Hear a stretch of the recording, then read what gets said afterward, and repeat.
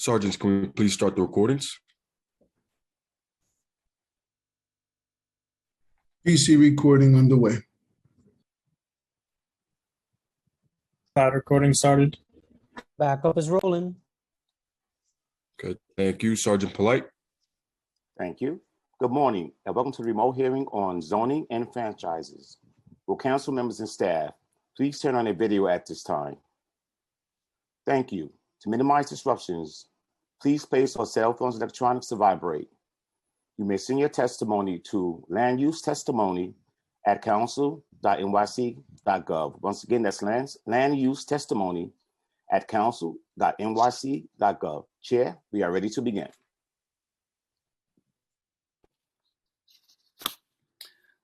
Thank you and good morning. My name is Councilmember Francisco Moya. I'm the chair of the Subcommittee on Zoning and Franchises. I'm joined remotely today by Council members Grudenchik, Ayala, and Rivera. Today we will hold a public hearing on the Broadway and 11th Street rezoning relating to property located in Queens and the 130th St. Felix Street proposal relating to property located in Brooklyn. Before we begin, I will recognize the subcommittee counsel to review the remote meeting procedures.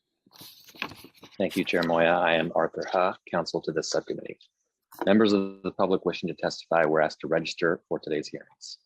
If you wish to testify and have not already registered, we ask that you please do so now by visiting the New York City Council website at www.council.nyc.gov/land use. www.council.nyc.gov/land use.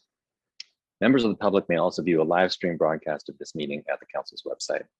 As a technical note for the benefit of the viewing public, if you need an accessible version of any of the presentations shown today, please send an email request to landusetestimony@council.nyc.gov. When called to testify, individuals appearing before the subcommittee will remain muted until recognized by the chair to speak. Applicant teams will be recognized as a group and called first, followed by members of the public. When the chair recognizes you, your microphone will be unmuted. Please take a moment to check your device and confirm that your microphone is on before you begin speaking. Public testimony will be limited to 2 minutes per witness. If you have additional testimony you would like the subcommittee to consider, or if you have written testimony you would like to submit instead of appearing before the subcommittee, you may email it to landusetestimony@council.nyc.gov. Please indicate the LU number and/or project name in the subject line of your email. During the hearing, council members with questions should use the Zoom raise hand function. The raise hand button should appear at the bottom of your participant panel or primary viewing window. Council members with questions will be announced in order as they raise their hands, and the chair will recognize members to speak.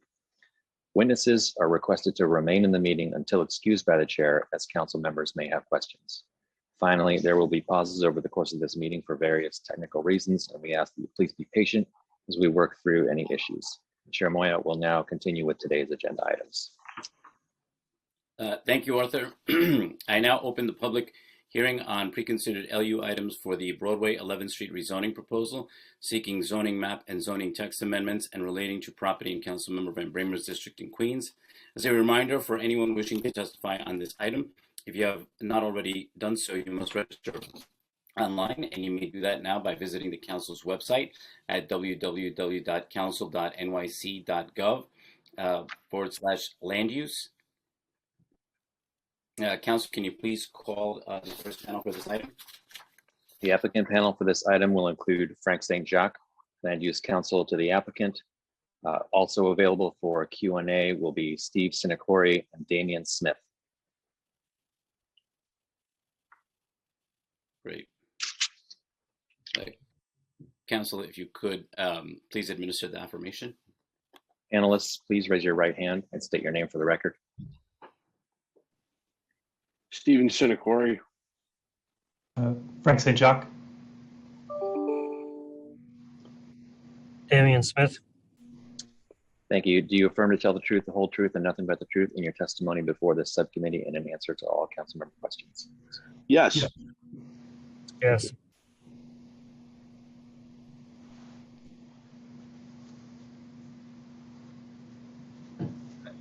Thank you.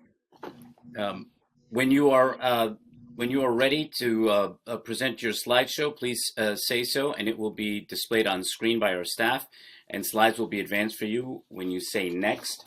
As a technical note for the benefit of the viewing public, if you need an accessible version of this presentation, please send an email request to landusetestimony@council.nyc.gov. Now, if you and your team may begin, I'll ask all the panelists as they first begin any remarks or in response to questions to please introduce yourselves by restating your names and organizations for the record.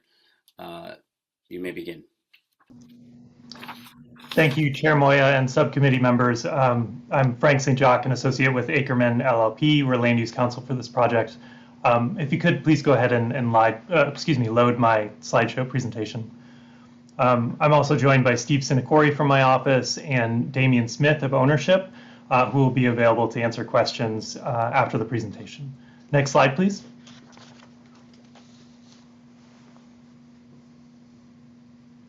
We are here to present an application for a zoning map amendment to rezone underutilized property in Ravenswood on the south side of Broadway between 11th Street and 12th Street from the existing R5 zoning district to a special mixed-use district, or MX district, that pairs an M14 manufacturing zoning district and an R7A residential zoning district.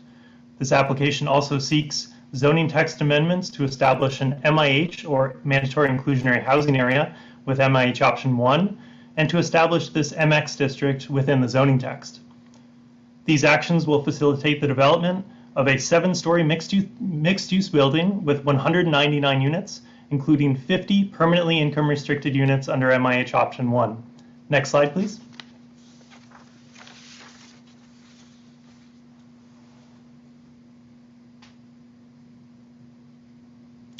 This portion of Ravenswood was zoned with an R5 residential district in 1961 that remains in place today despite the prevalence of industrial uses, which are shown on this land use map in purple. The R5 district is characterized by industrial, warehouse, and garage type buildings and pockets of low density older housing stock.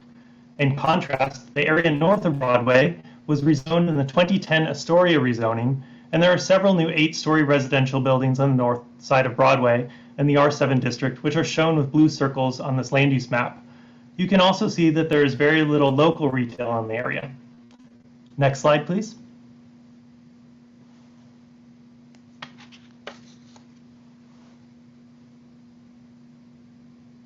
And you can see that surrounding built context in this aerial view, which is looking at the rezoning area from the south, looking north.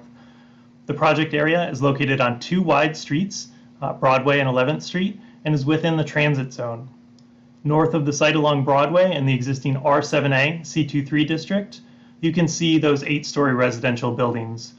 The lower density warehouse context to the south is shown on the bottom portion of this slide.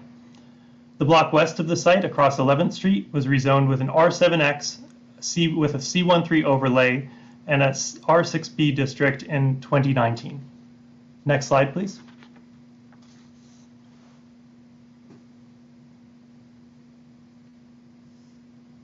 So this slide shows the existing R5 zoning district on the left with the site shaded in red, and the right shows the proposed M14 R7A MX district. The special mixed-use district zoning designation was established back in 1997 to encourage investment in existing neighborhoods such as Ravenswood by allowing a balanced variety of uses, including light industrial uses consistent with the historic character of this area. The MX district allows for new medium-density mixed-use development that's consistent with the surrounding built context and zoning. Next slide, please.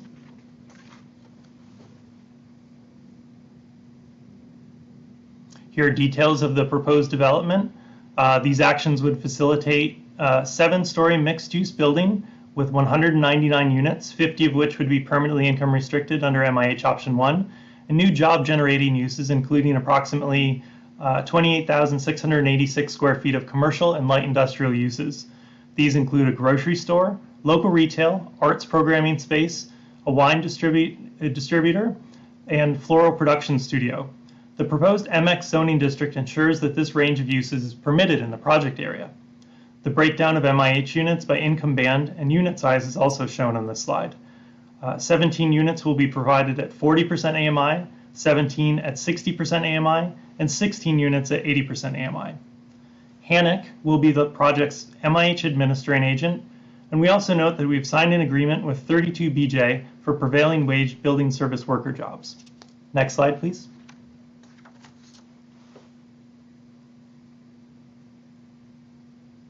Here you can see the ground floor configuration of uses, including the several non-residential uses, along with the residential lobbies and access to parking. Next slide, please.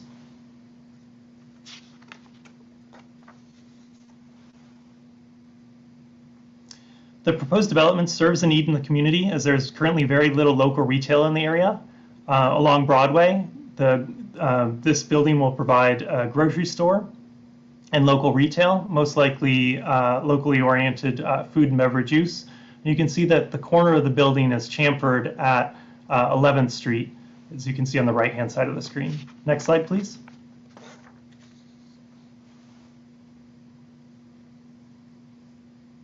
And that chamfer, which you can see here on the left-hand side of the screen allows an outdoor seating area for that local retail. Along 11th Street, there will also be a floral production studio. The florist Cambridge Floral Designs intends to relocate from Long Island City. And then finally, the wine distributor Ilbaco Wine Merchant is planning to move its operations from Nassau County. Next slide, please. And finally, you can see the arts programming space at the corner of 12th Street and 33rd Avenue. And you can also see the building form and how the building steps down from 7 stories along Broadway to 6 and 5 stories on the southern edge of the building. That concludes my presentation. I'm happy to answer any questions. And as I noted, Steve Sinacori from my office and Damian Smith from ownership are also available for questions. Thank you. Thank you. Thank you, Frank. Thank you for your testimony today. I just have one quick question. Do you have a plan in place to address local hiring during construction generally? And how do you respond to some of the borough president's recommendations around jobs specifically? I know you mentioned the service workers, but just in particular about local hires. Yes, the project team has actually been working with Urban Upbound to respond to the borough president's requests for local hiring and MWBE hiring as a component of the project. So we're happy to report that we're working with Urban Upbound on that. Great. That's it for me. I now want to turn over to my colleagues if they have any questions for this panel. Chair, Councilmember Grodenchik has hand raised for a question. Barry G., you're up. If I could ask the applicant to go back to their presentation.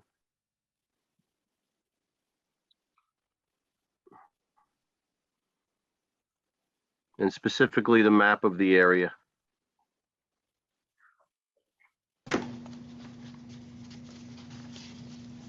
I think that's probably slide 3. It might have been. Yes. Okay. So my only question here is whether or not this building will affect Socrates Sculpture Park with shadows. So that's a good question, and that was part of a thorough, what we were required to perform environmental analysis for this project. We determined that there would be no impact from the project on Socrates Sculpture Park. Okay, thank you very much. Thank you, Chair. Thank you. Thank you, Barry. If there's any other council members who have any questions for this panel. No, Chair, I see no other members with questions.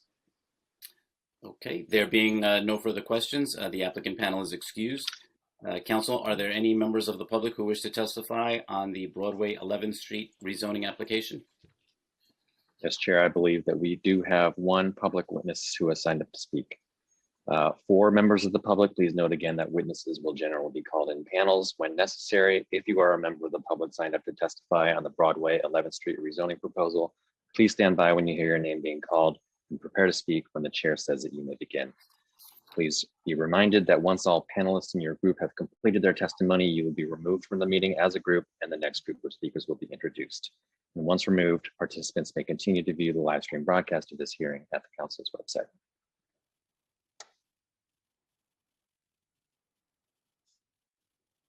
We will now hear from the first panel, which will consist of Renzo Ramirez. Renzo Ramirez to give testimony. Time starts now. Thank you. Just as a reminder to members of the public, you will be given 2 minutes to speak. Please do not begin until the Sergeant at Arms has started the clock. Renzo, you may begin. Time starts now.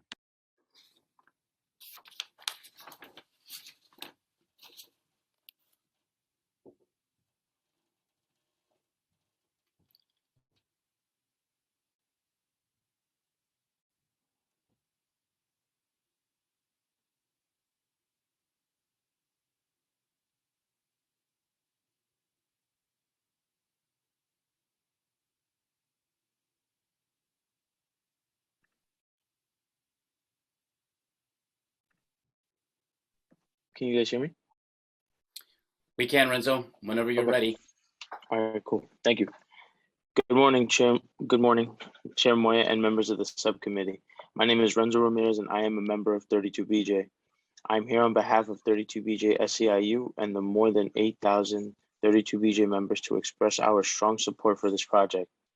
The developers, DNK Construction and Prosper Property Group, have applied to build a 7-story mixed-use building that will include residential and commercial space. We are pleased to announce that the developers have made a credible commitment to provide prevailing wage jobs for the future building service workers at this site. We estimate that this rezoning will allow for the creation of 5 new property service jobs and 50 new affordable units. These jobs are typically filled by local members of the community, and because of this commitment, will pay family-sustaining wages, which help bring working families into the middle class. The percentage of affordable apartments are needed for working people in Queens. This affordable housing and commitment to good prevailing wage jobs will give the opportunity for upward mobility, security, and dignity to working class families. 32BJ supports responsible developers who invest in the communities where they build. We know that this development will continue to uphold the industry standard and provide opportunities for working families to thrive. Thank you. Thank you, Renzo. Thank you for your testimony today. If any council members have questions for this panel, please raise your hand. Chair, it appears there are no members with questions for this panel. Okay, there being no more questions for this panel, the witness panel is excused.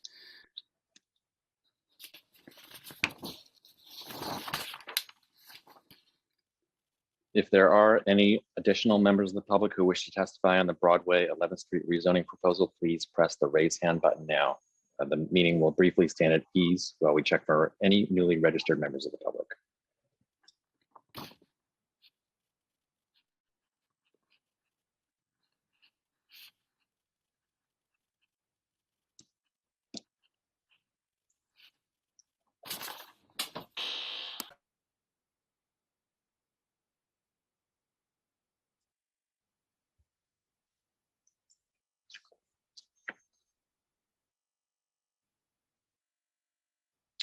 Chair Moya, there are no other members of the public who wish to testify on this item.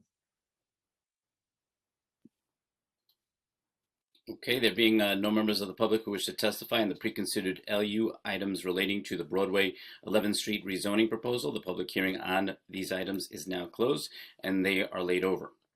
I now open the public hearing on LU numbers 875, 876, 877, 878 for the 130 St. Felix Street proposal, which seeks zoning map, zoning text amendments, as well as 2 zoning special permits and relates to property in Majority Leader Cumbo's district in Brooklyn. I will remind the viewing public, for anyone wishing to testify on this item, if you have not already done so, you must register online, and you may do that now by visiting the council's website at www.council.nyc.gov/land use.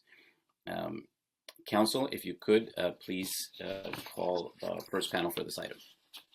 Oh, The I'm so applicant sorry. panel. Do we have the majority leader wishing to make an opening statement? I apologize if I skipped over that.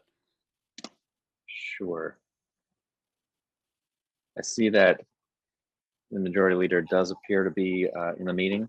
I'll recommend that if she does want to give a statement, that please use the raise hand function. I've unmuted myself. Can you hear me at this Yep. time? We can hear you. Thank you so much. Good morning, everyone, and thank you to Chair Moya for hosting this meeting. I'm on my way to a ribbon cutting in Fort Greene Park, but I certainly wanted to express my enthusiasm for this particular project at 130 St. Felix.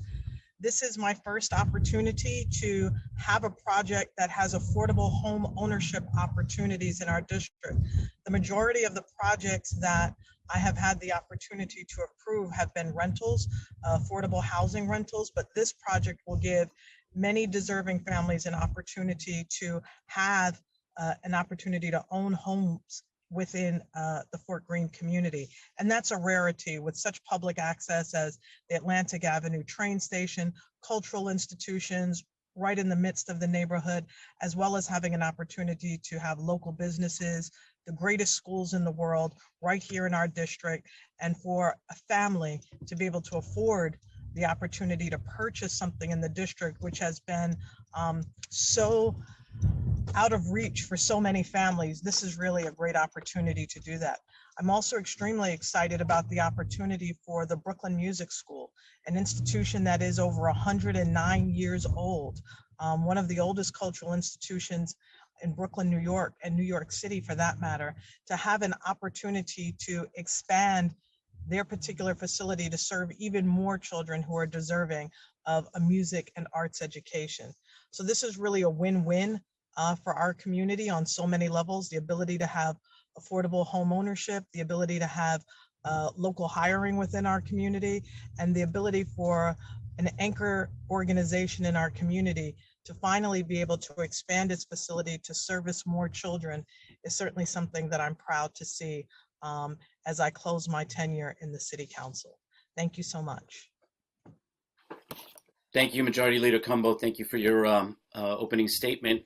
I now ask the council to please call up the first panel for this item.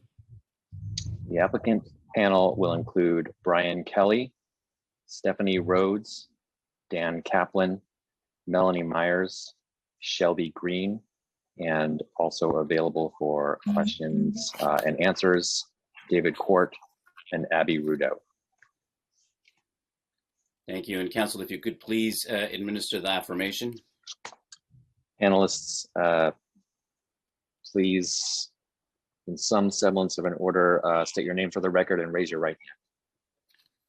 Brian Kelly, Gotham Organization. Melanie Myers, Fried Frank. Stephanie Rhodes, Gotham Organization. Dan Kaplan, FX Collaborative Architects. Yep. Do you affirm to tell the truth, the whole truth, and nothing but the truth in your testimony before this subcommittee and an answer to all council member questions? Yes. Yes. Yeah. Yes. I do. Thank you. Thank you. Okay. Thank you. When you're ready to present your slideshow, please say so, and it will be displayed on the screen by our staff. Slides will be advanced when you say next. Once again, anyone who requires an accessible version of this presentation may send an email request to landusetestimony@council.nyc.gov. And also, I just want to quickly recognize that we've been joined by Council Member 11. And now, Ms. Myers, if you and your team would like to begin, you can begin now with your presentation. Thank you. Thank you very much. And if you could bring up the slides, that would be great.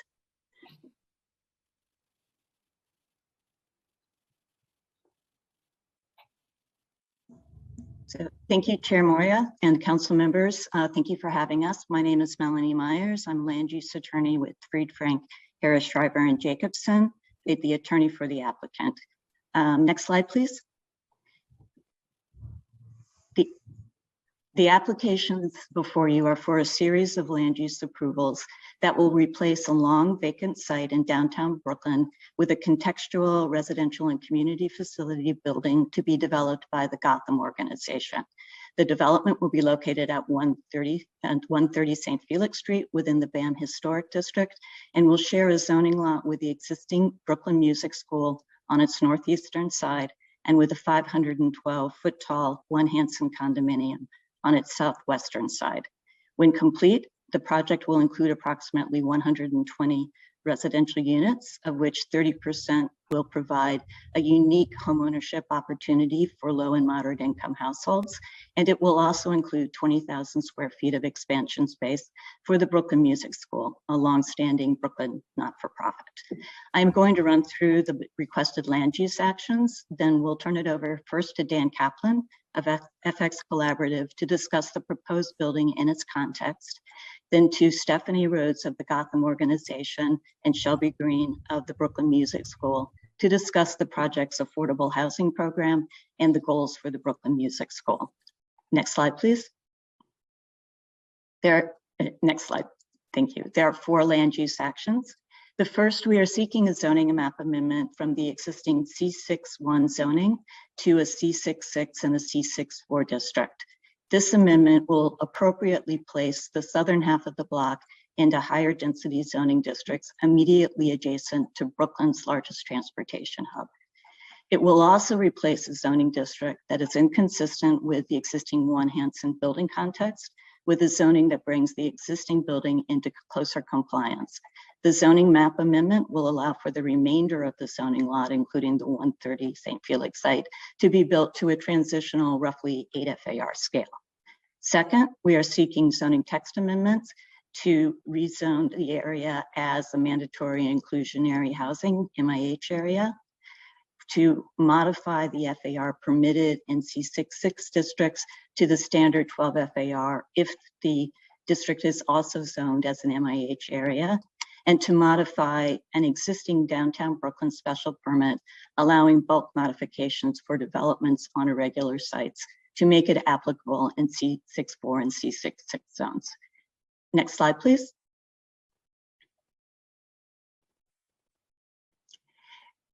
Third, we are requesting a special permit pursuant to the revised ZR 101-82 to modify heightened setback regulations for the building.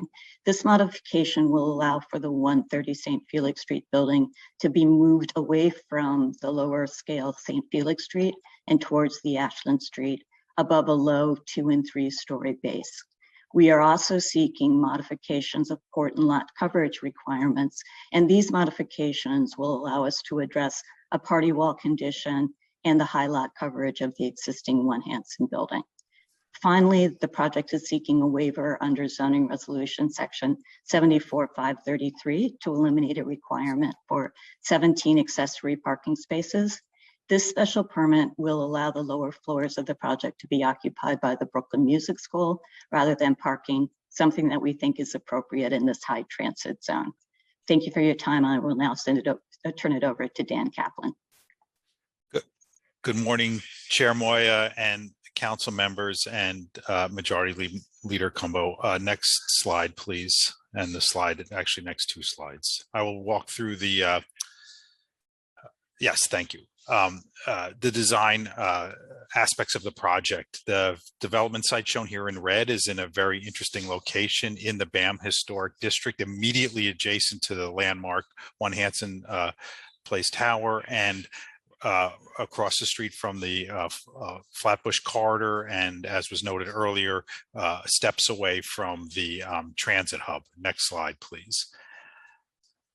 The whole idea behind our massing was to create a transition from the Flatbush Corridor to the Fort Greene and BAM Historic Districts, and also be respectful to the One Hanson Place landmark. Therefore, we have lowered the building below the main, what we call the shoulder of the tower. It has a tapering form that defers to the tower, and it covers a lot line wall that's less ornamented.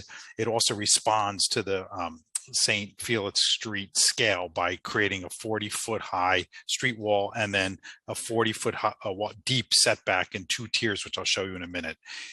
It is worth noting that this project received approval as appropriate from the Landmarks Preservation Commission. Next slide, please.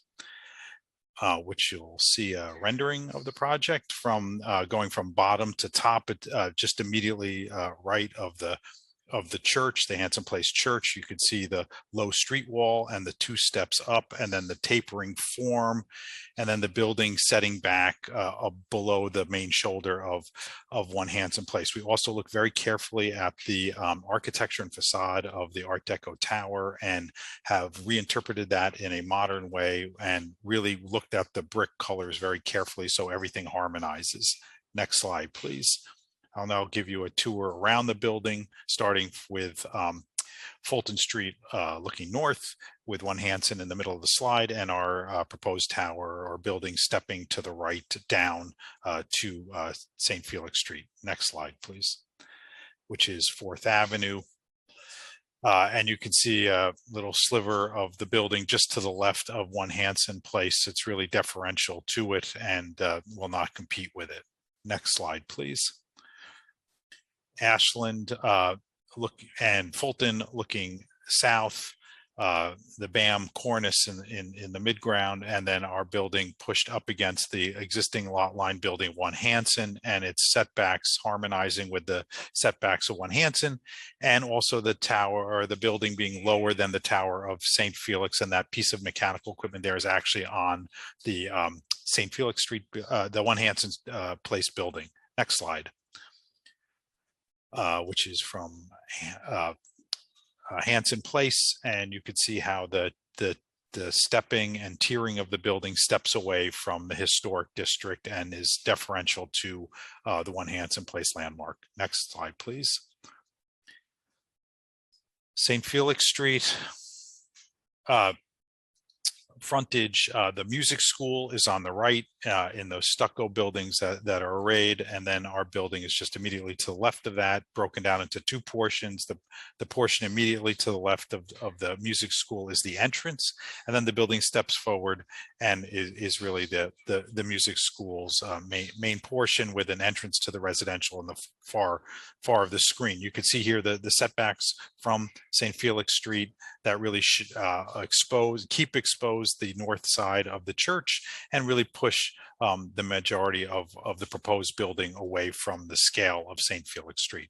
Next slide. On Ashland Place, the building also sets back. It has materials that harmonize with One Hanson Place's base.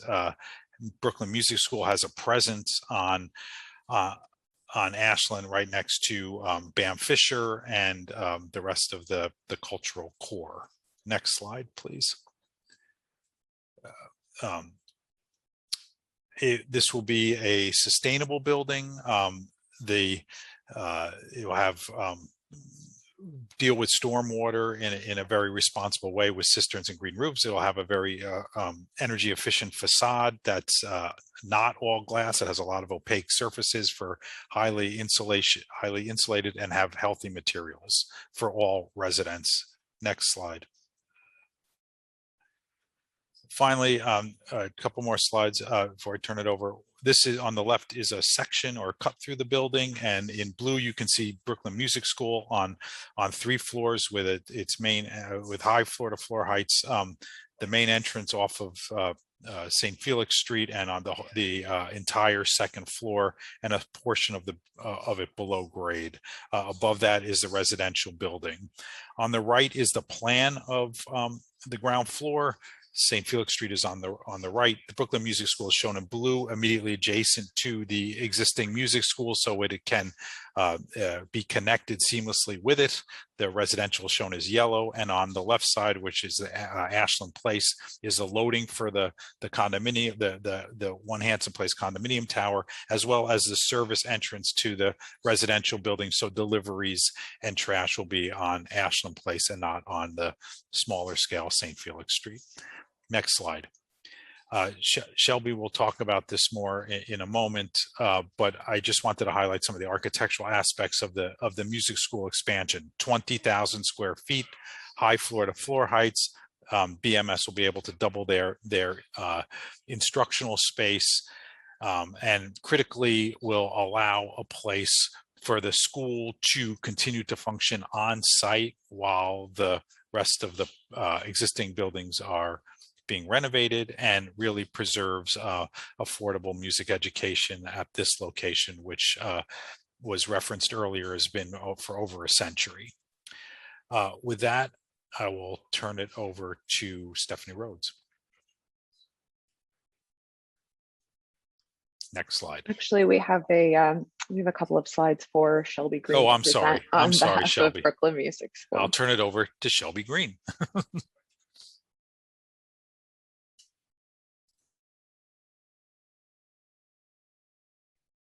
Shelby, you're on mute. Thank you. Again, I'm Shelby Green, a chair of the Board of Trustees of the Brooklyn Music School, BMS. This mixed-use, mixed-income project, the future home of the Brooklyn Music School Community Arts Center, promises to play an integral role in so many city objectives and policies. The first has to do with BMS's place in and service to the community. A new building will enable BMS to continue its storied place as an anchor in the community, a place where the young and old come to share ideas and to be inspired. BMS began not long after the emergence of the shanty towns in Fort Greene. In the early 1900s, BMS offered music lessons in not so pretty places, wherever it could find space, like the Navy Yard, a midship building, and to the poor and struggling for 30 cents a lesson. This project will place BMS solidly in the 21st century. It will mean doubling the performance and instructional space.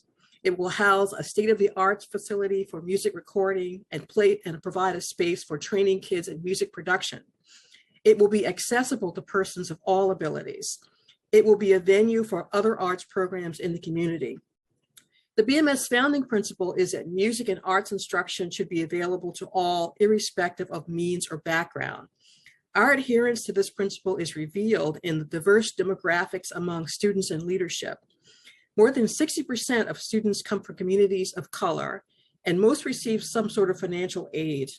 Starting with me, more than half of the Board of Trustees and staff are diverse by ethnicity and gender. BMS offers music and arts instruction across all genres, from African drumming to hip hop to opera. The after-school and summer programs keep kids engaged outside the classroom. The outreach program brings music to public schools and senior centers throughout the city. It is well known that musical training improves cognitive abilities in ways that serve us all in all of our life's endeavors. But the existing facility, 4 100-year-old row houses cobbled together, was not designed for music instruction. The buildings not only constrain use, but also the capacity for creativity. They are nearing the end of their lives, and it takes tremendous resources to maintain them. They lack both modern infrastructure and energy efficient systems, now known to be important for our physical and environmental health. The second reason for approving this project has to do with access to the Fort Greene community. BMS and the prospective residents of the new building will own their spaces. This ownership will go a long way to achieving a measure of social equity. While Fort Greene, with its mix of cultures and lifestyles, is now viewed as a desirable place to live and discover, it was not always that way and continues to suffer from the lingering impacts of exclusionary government and private land use practices over time, from the disinvestment of redlining against once thriving enclaves of Black craftsmen to being the target of the plans of Robert Moses at Community Revitalization, code for removing the poor and ethnic minorities. Now Fort Greene faces the challenge of rising housing prices that may raise new concerning demographic changes. As an example, in the last decade, the median home price in Fort Greene rose by over 100%. Keeping music and housing available and affordable are key tools for keeping the community open and inclusive. This well-planned and thoughtfully designed project will act as a strong bulwark against the loss of diversity and vibrancy in the community. Thanks. Now I'll turn it over to Stephanie. Good morning. If you could please advance a couple more slides. Thank you. Next slide. 130 St. Felix aims to remove barriers to affordable homeownership in a high-cost area. Longtime residents of this neighborhood find it increasingly difficult, if not impossible, to afford to stay. Given the drastic growth in home prices, which you heard Shelby speak to, from around $400,000 10 years ago to close to $1 million today, purchasing a home remains out of reach for most families. Next slide. So our proposal sets aside 30% of the homes as income targeted for families earning low to moderate income. These will be for sale homes, creating an opportunity for affordable home ownership. And we will work with the local not-for-profit Impact Brooklyn as the administrative and marketing agent and to assist with community outreach. Next slide. So income targeted homeownership addresses a significant existing gap in economic opportunity and access to quality housing. The homes at 130 St. Felix will be reserved for families at 70%, 90%, and 100% of area median income, so low to moderate income. This is an average of 93% area median income. This is below the maximum allowable average AMI under MIH option 4. Represented here towards the bottom of the slide are several examples of households that would fall within that income range. Additionally, our unit mix prioritizes larger family size units, with the majority of the homes being 1 bedroom or larger, and a significant number of those homes being 2 and 3 bedrooms. Next slide. So using today's area median income figures, this chart represents household incomes that would qualify at 70, 90, and 100% AMI. To note, the median household income for this area is around $114,000. Next slide. As you heard from the majority leader, creating affordable homeownership opportunities as opposed to rental is unique for the area and almost unprecedented in a landmark district where there are greater barriers to homeownership. Families are able to build generational wealth that would otherwise be unavailable to them, and do not have to relocate further outside of the city in order to be able to afford to own a home, avoiding displacement and advancing economic equality. Next slide. Additionally, we plan to work with Team Brown Consulting to maximize local and MWBE employment opportunities. We'll provide Team Brown with a procurement schedule, and they'll reach out to the community to announce openings and to gather a list of respondents for our construction manager. And we'll all work together to track placement progress and help ensure these goals are either met or exceeded. Next slide. So in summary, this is a truly unique proposal to bring income targeted home ownership along with community facility space to be owned by Brooklyn Music School, creating a lifeline for a cherished arts and cultural institution with a long-standing presence in the community. Additionally, we are committed to advancing employment opportunities, meeting local and MWBE hiring goals, and providing well-paying 32 BJ building service jobs. Our design will be sustainable and energy efficient and is contextual to its surroundings in the neighborhood. This will transform an empty, unused parking lot into a multitude of benefits for the community. Thank you.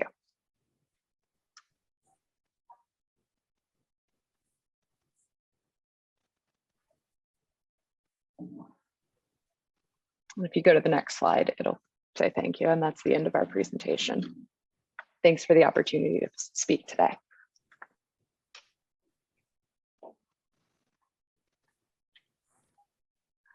Thank you so much. Just a couple of questions here. You were just talking about the housing units. What are the proposed prices for the affordable home ownership units? And how do these prices compare to market rate? So I can take that. They're at a significant discount to market rate, about 60% on average, based on 2020 sales data for the area. The prices are calculated such that families will pay no less than 25 and no more than 35% of their gross income towards their housing costs. So that's mortgage and common area charges. I can speak to specific pricing if if you could. I thought that's where you were going. Yes. Okay. So it obviously varies by AMI level, but as an example, 70% AMI 1-bedroom would be priced at $59,693. Oh, that's the required income. The home price is AMI, and that comes down to a total monthly payment of $1,741 a month at 35%. Could you repeat that? You kind of like froze for a minute, so I kind of lost you right there. Sure, I lost my screen as well. Can you hear me now? Yep. Sure. Okay, I said as an example, at 70% of area median income, a 1-bedroom unit would be priced at $246,000, which is a monthly payment of $1,741 a month. Okay. And then for the MIH homeownership units, if a homeowner wants to move, how does that unit remain affordable for the next buyer? So the unit would be restricted to that same area median income. So the next family looking to purchase would need to qualify at the same income level. Got it. And will the affordable homeownership residents have equal access to the building amenities? Yes, equal access to all amenities and same entrance and lobby. Great. Okay, those are all the questions that I have for the panel. Arthur, do we have any council members that wish to ask the panel any questions? I have a question. Council members with questions should use. Yes. There we go. Let me turn this over now to Majority Leader Cumbo for some questions. Thank you so much. Much of what was discussed during the presentation answered many of my questions. I want to reiterate that the partnership with Team Brown Consulting is very important. We want to make sure that local hiring is happening in our community. And so I'm very pleased that you all have already created an arrangement with Ed Brown Consulting, but what I want to get ahead of is I want to make sure and to ensure that Team Brown Consulting is brought in the very infancy stages of the project. So I certainly want to make sure that their leadership and their experience of hiring in the community is brought in at a very for this particular project. I also wanted to ask, because so many projects that we do have been rentals, how did you all come to decide to do a affordable housing home ownership program? Councilmember Cumbo, it's Brian Kelly from Gotham. We found that the barriers to entry for home ownership in this case could be resolved by cross subsidy by the market rate homes to fulfill that gap or need. And our firm, really specializing in mixed income housing development, and have done it many times in the past successfully, found that this could be one of a kind or the first of a kind to create affordable home ownership in this location of Brooklyn. So we identified the need and found that we could cross-subsidize creating that affordable home ownership with the market rate homes within the same building. So I think we're pioneering, but we've shown success on our track record of building, for example, the largest 50-30-20 in New York City at Gotham West is an example of being successful pioneers to create diverse incomes within a building or a community. That's incredible. I mean, we definitely want to see more home ownership opportunities, which is why this particular project is so critical and important in our district. Can you tell me a little bit more about the role that Impact Brooklyn will play in the marketing and the outreach efforts? Stephanie, you want to handle that? Sure. Yeah, I can take that question. So we're going to work with Impact from the early stages of the project to conduct information sessions, to coordinate local advertising to raise awareness. They'll conduct seminars, financial literacy courses, and they'll help direct people on how to apply, what the application process looks like, as well as guiding them through the and move-in process. This would include working with them to obtain their any kind of down payment assistance program and financing for the home. That's fantastic.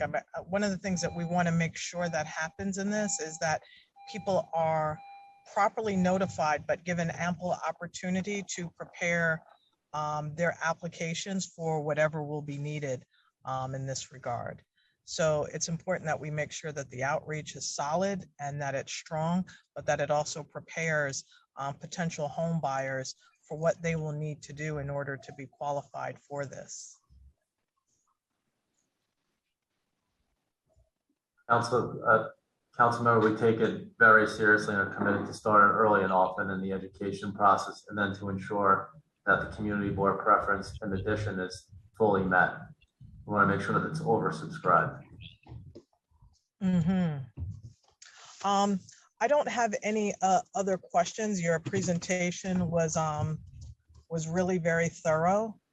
I guess the only thing that I would close out with, which you spoke about in terms of the design complementing the historical district, but what were some of the things that you did or the recommendations or the changes that you made by LPC's approval? What were some of the things that they wanted to see that you took into consideration in order to deliver this project? Thank you. It's Dan Kaplan of FX Collaborative Architects. We first proposed a building that to the commission that was taller and that was pushed closer to St. Felix Street and pulled away from Ashland. And the commission unanimously directed us to push the building closer to Ashland and further away from St. Felix, which we did. So we remasked the building. We also lowered the building so that it's substantially lower than the shoulder. The second thing is we came in with a design that had a called it an ombre design that faded from the darker brick of the One Hanson Church to the lighter brick of the tower, from the church to the tower. And while the commission appreciated and liked it, they asked us to tone it down, which we have. And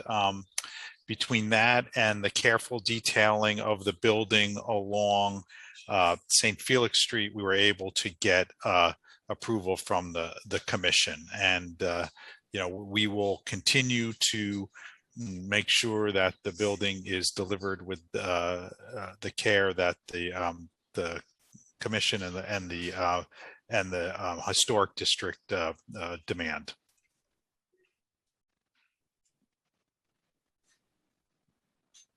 Well, those are all my questions. I thank you so much, and I look forward to my colleagues' support on this project. And I hope that my colleagues will vote in support of it. Thank you, Majority Leader. Thank you, Majority Leader Cumbo. I now turn it over to our council to see if there's any other council members that have any questions for this panel. No, Chair. I see no other members with questions for the panel. Great. There being no further question, the applicant panel is excused. Council, are there any members of the public who wish to testify on the 130 St. Felix Street application?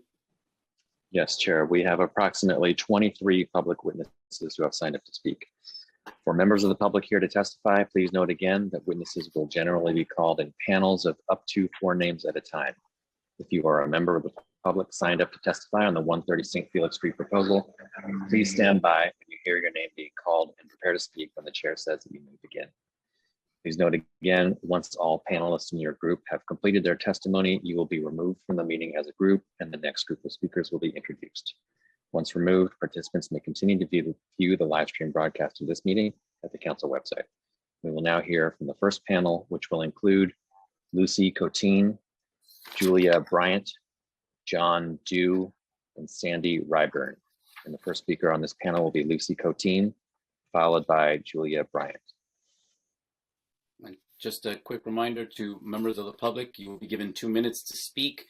Please do not begin until the Sergeant at Arms has started the clock. You may begin. Time starts now.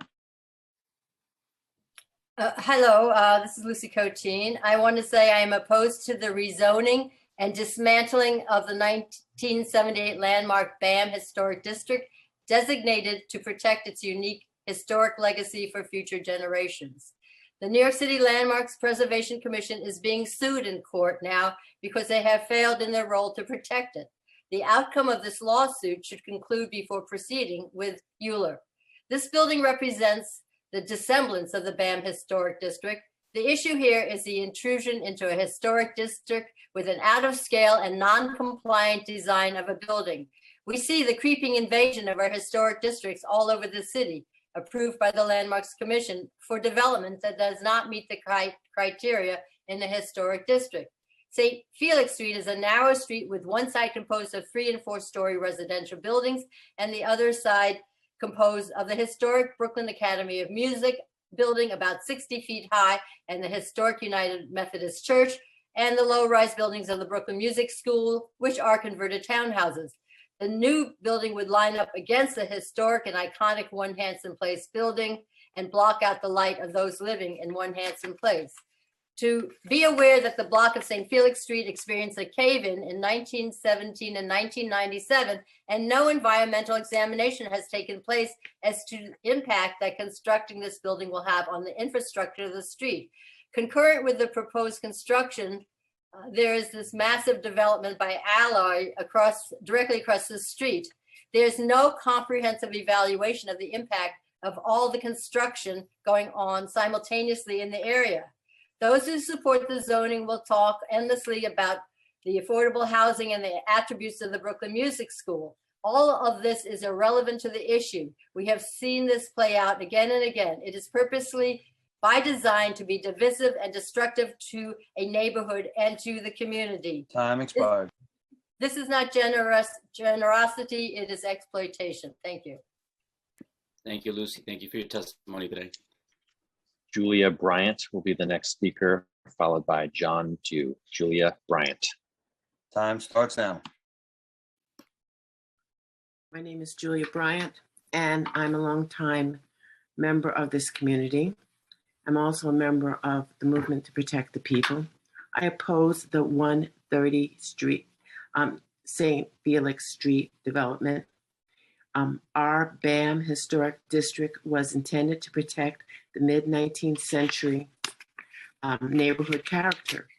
I also would like to note that there is no binding community benefit. Thank you. Thank you, Julia. Thank you for your testimony today. John Dew will be the next speaker, followed by Sandy Ryburn. John Dew. Time starts now.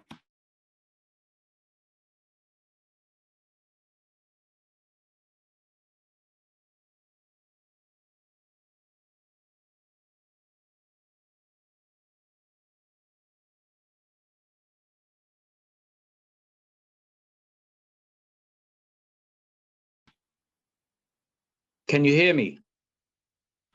Yes.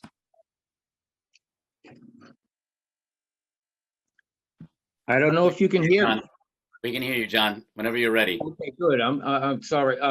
First, I need to acknowledge greetings to Council Moyer and my two council members, Majority Leader Combo and Steve Levin, who I know very closely from work in the community board. My name is John Dew, and I'm a member of community board too for close to a quarter century.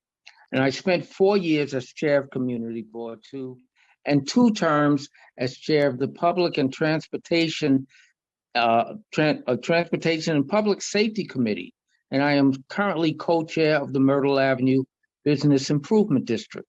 And I've divided my testimony into two very quick bullet points. In 2004, the downtown Brooklyn community was upzoned and gentrified. Practically the entire community of color was removed using building condemnation and eminent domain. None of the promised community benefits agreed to by the city have been realized. They included ADA access to the subways, which is a federal requirement, underground parking for the government agency employee vehicles that currently park on the sidewalks, a public restroom. The proposed public park has been privatized and greatly reduced in size and remains unbuilt for 19 years. Once eventually built, it will get 15 minutes of direct sunlight as a result of being surrounded by ULURP high-rise buildings. The city also agreed to limit high-rise buildings to the downtown area only. The proposed building is in Fort Greene Historic District. Bullet point number 2, 130 St. Felix is on an extremely narrow block in a historic district of Fort Greene. The historic Williamsburg building, the entire block, collapsed 2 decades ago. In addition to the street, the stoops and facades on every house on the east side of the block had to be restored by the city over years, and the block was totally off limits to the public. The sidewalk on the east side of the block is 3 feet wide. There's parking on only one side of the block, and the developer did not mention any of this. I need to wrap it up. John, we have to wrap it up. I'm wrapping it up. Okay. When asked about the shadows that would result from the 23-story adjacent building, the response was none. The shadows of the other taller buildings. Thank you for your testimony today. We appreciate it very much. Council, if you could please call up the next panel. Sandy Ryburn will be the last speaker on this panel. Sandy Ryburn. Time starts now. Hello. If you can hear me, I don't see me, but anyway, good morning. Sandy. Yeah. I'm Sandy Rayburn, and I'm in total opposition to the 130 St. Felix rezoning.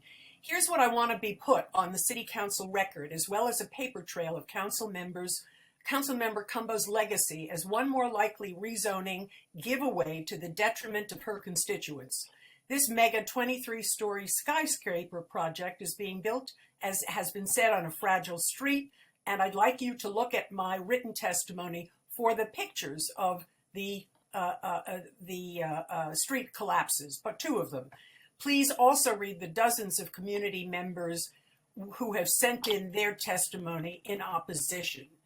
The developer Gotham was fined at a construction site in Williamsburg where a malfeasance occurred and a worker was killed in June of this year. Are they who you really want to reward? Are they the right developers to be trusted building on a 19th century street on top of the MTA Barclays underpinnings? Really? And let's focus on what was a predominantly Black community, Fort Greene. The shocking recent 2020 census data shows affluent white residents moving in and pushing out lower income people of color. The tsunami began, as John Dew said, in the 2004 broken promises of the rezoning of downtown Brooklyn. This baloney affordable condo project is more Kool-Aid sanctimony being served up exactly the way that BFC's developed Bedford Union Armory reneged on all the so-called public good it was going to do. And Councilmember Cumbo abetted it, period. No matter that the community was fiercely against it. Where are the binding community benefits? Nowhere to be found.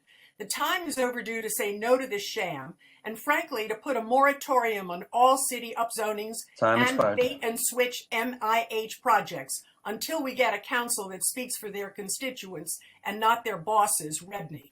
Thank you. Thank you, Sandy. Thank you for your testimony today. Council, if we can please call up the next panelist. That was the last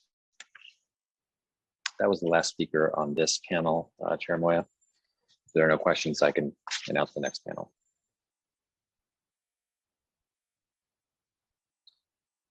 The next panel of speakers will include Tina Fleming, Max Searcy, Renzo Ramirez, and Cynthia McKnight. First speaker will be Tina Fleming, followed by Max Searcy. Time starts now.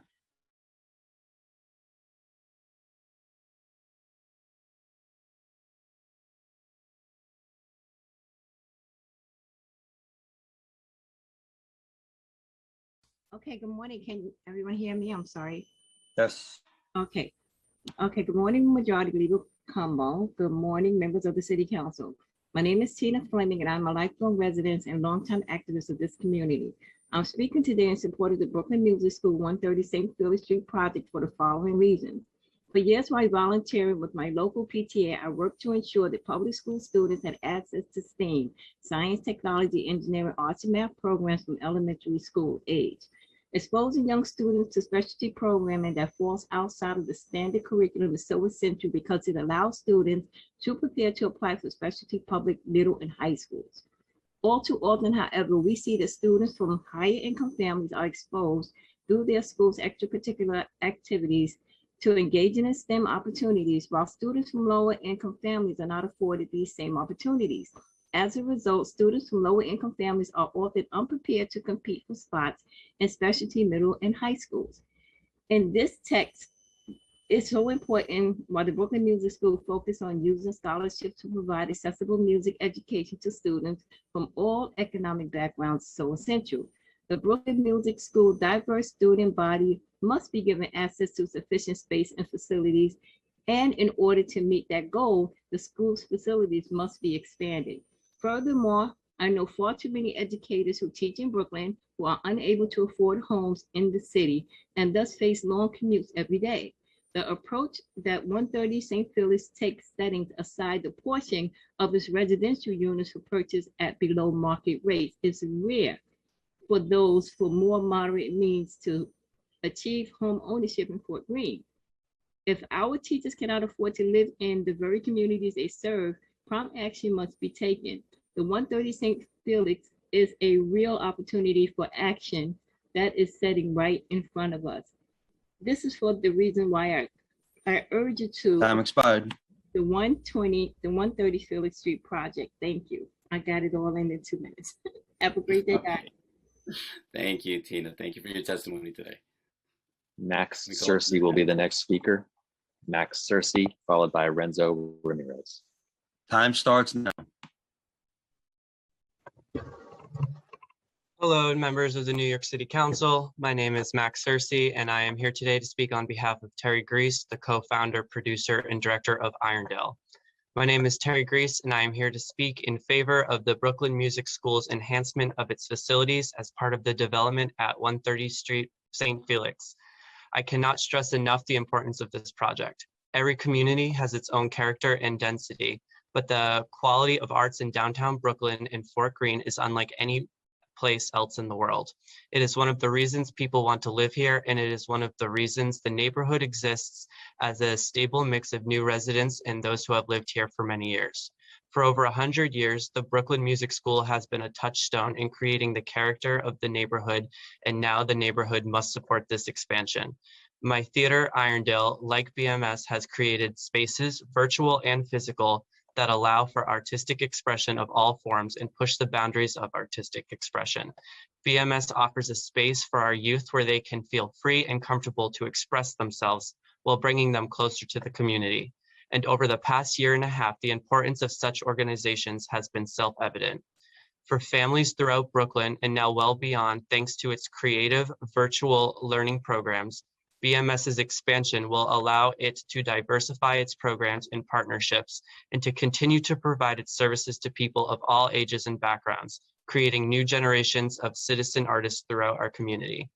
I and all the actors and staff at Irondale support this plan to continue artistic expression throughout the Brooklyn community, aiding our city and community's recovery. Sincerely, Terry Grease, Executive Director and co-founder of Irondale Ensemble Project at 85 South Oxford.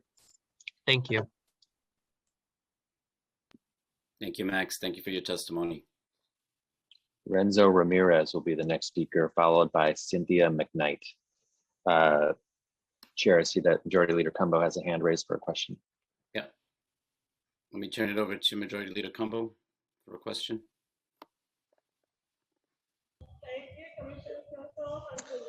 Good afternoon. I have a ribbon cutting at Fort Greene Park that I have to be in. So I just wanted to conclude. I've heard much of the testimony. I'm hoping that I can hear the rest.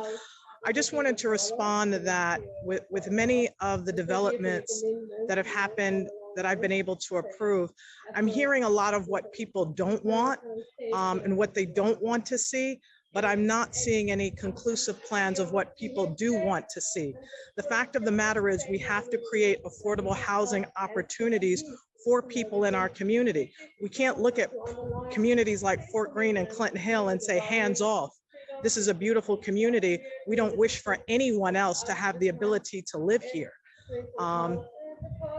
That's unfortunate that so many people see having an opportunity for many young and upcoming families to have an opportunity to experience what so many people who have lived in this community for decades have had an opportunity to enjoy.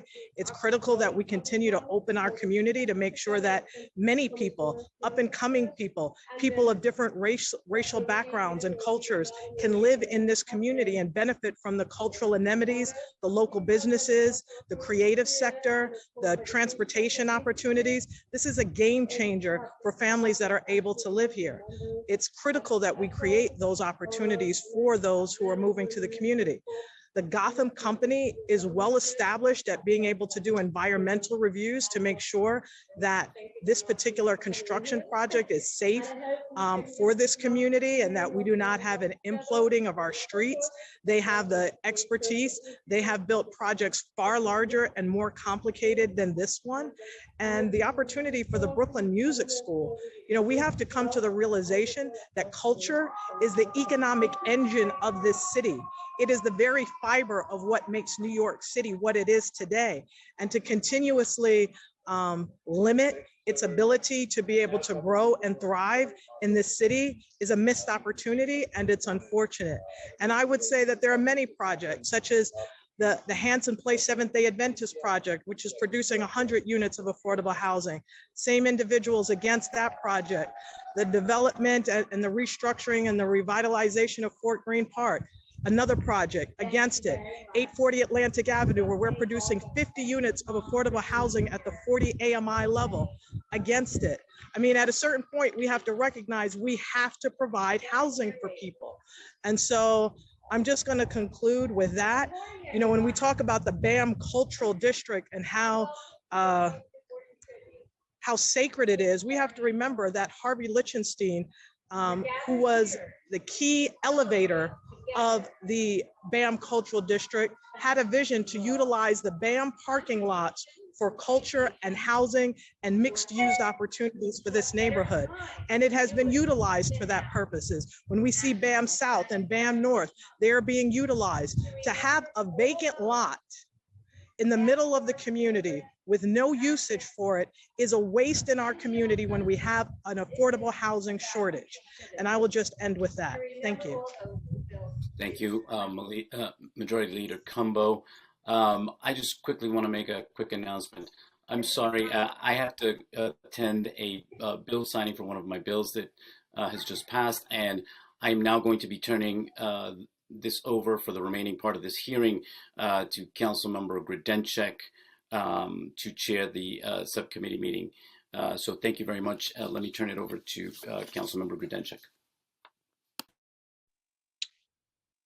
Renzo Ramirez will continue on this panel, who will be followed by Cynthia McKnight. Time starts now. Can you guys hear me? Yes. All right. Yes, go ahead. Good morning, Chair Moya and members of the subcommittee. My name is Renzo Ramirez, and I am a member of 32BJ. I am here on behalf of 32BJ SEIU and the more than 3,500 32BJ members who live and work in the Community District 2 to express our strong support for this project. The Gotham organization has made a credible commitment to providing prevailing wage jobs to the future building service workers at this site. We estimate that this rezoning will allow for the creation of many new property service jobs. These jobs are typically filled by local members of the community, and because of this commitment, will pay family sustaining wages, which help bring working families into the middle class. The Gotham organization's partnership with the Brooklyn Music School will also sustain this important institution for years to come. The Gotham organization has a track record of creating good jobs throughout their portfolio and longtime partnership with 32BJ. As our members serve on the front lines of this pandemic, Gotham has continued to act as a responsible employer and has put the needs of their essential workforce first. We respectfully urge you to approve this project. Thank you very much. Thank you, Renzo. Cynthia McKnight will be the last speaker of this panel. Cynthia McKnight. Time starts now. Good morning. I'm the president and Brooklyn Borough President appointee for Community Education Council 13. District 13 goal is to be an anti-racist district and decrease the equity issues in our Black and brown schools. I am also a union leader with AFG Local 913 of the United States Department of Housing and Urban Development, HUD, an agency that was instrumental in enacting laws and policies that prevented Black and brown people from receiving loans and owning affordable homes, such as those built in Levittown, New York. HUD is the agency that created the manual for redlining, which private lenders later adopted. The condo project at St. Felix will provide an opportunity for families to own a home, and this is why I'm so passionate about getting this project approved. CEC 13 looks forward to working with the nonprofit Impact, who is working on this St. Felix project by notifying our families about this opportunity for families to acquire generational wealth. I was the PTA president of PS 11 in the Dock Street School in District 13, where we had the opportunity to partner with the Brooklyn Music School. Our Title I schools cannot afford music programs, and we look forward to the expansion of the Brooklyn Music School through this project to help our District 13 schools secure music programs. More than ever, our children and families are still facing a pandemic. We need our art programs to educate and heal. Although the real estate prices have gone up, we still have many low and middle income families in District 13, including Bed-Stuy, Clinton Hill, Fort Greene, Prospect Heights communities. I plead that you approve this project to allow our families to own one of the affordable condos. Thank you for your time and consideration. Thank you, Ms. McKnight. Thank you for your testimony this morning. That was the last speaker on this panel.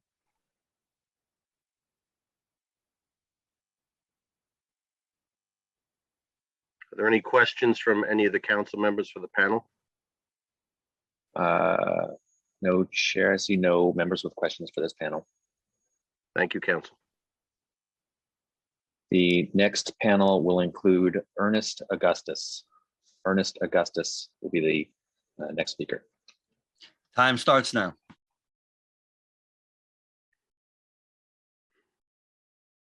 Is Mr. Augustus with us?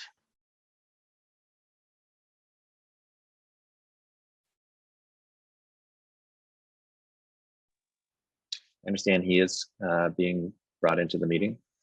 Thank you. Thank you, Council.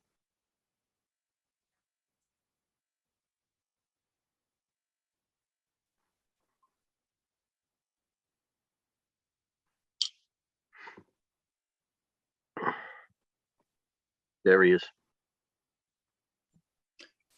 Time starts now.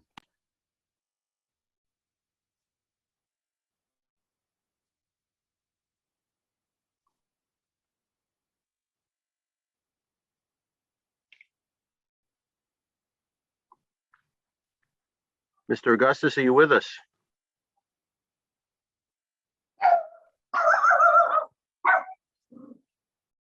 I don't think that was Mr. Augustus.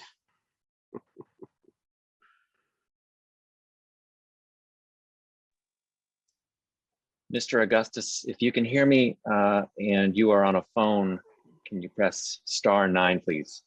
*9.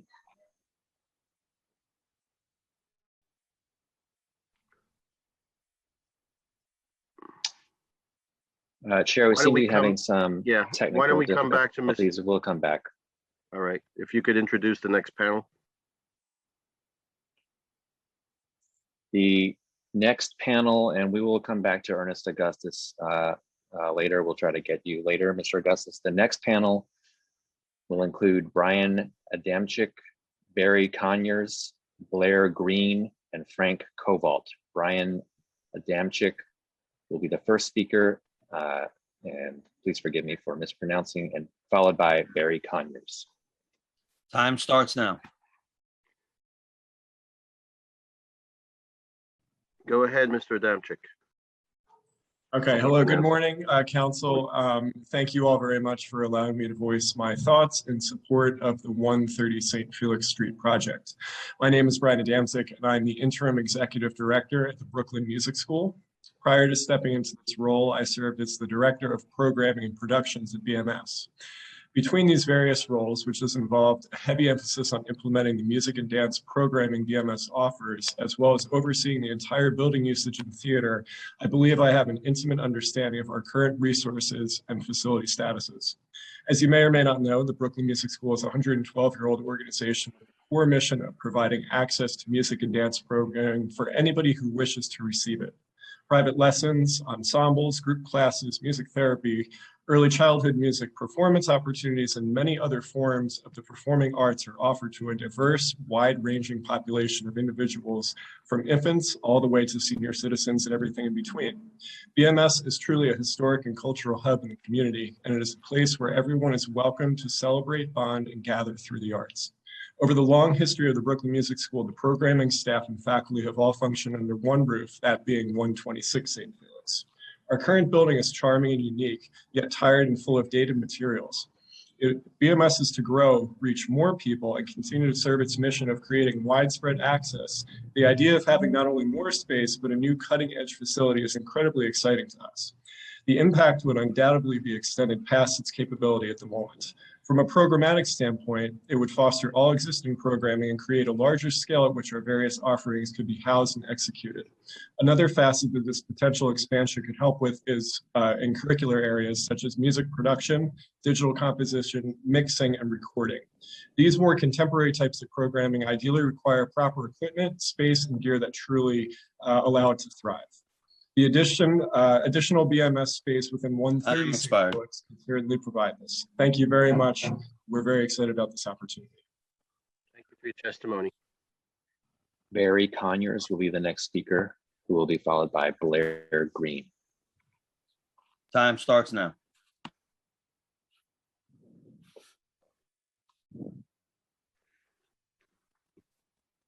I don't see Mr. Conyers. Oh, boy.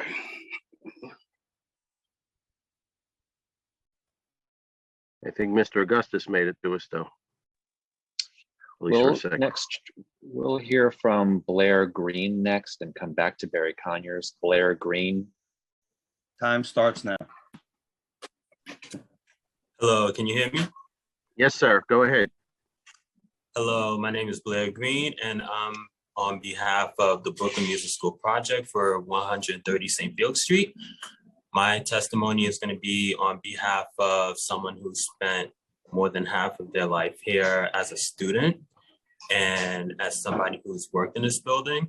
So I studied classical music here for about 15 years. And during that time, I got an opportunity to live out my dream and perform in the BMS Theater, places all around the city, even in Belgium as a foreign exchange program that we had.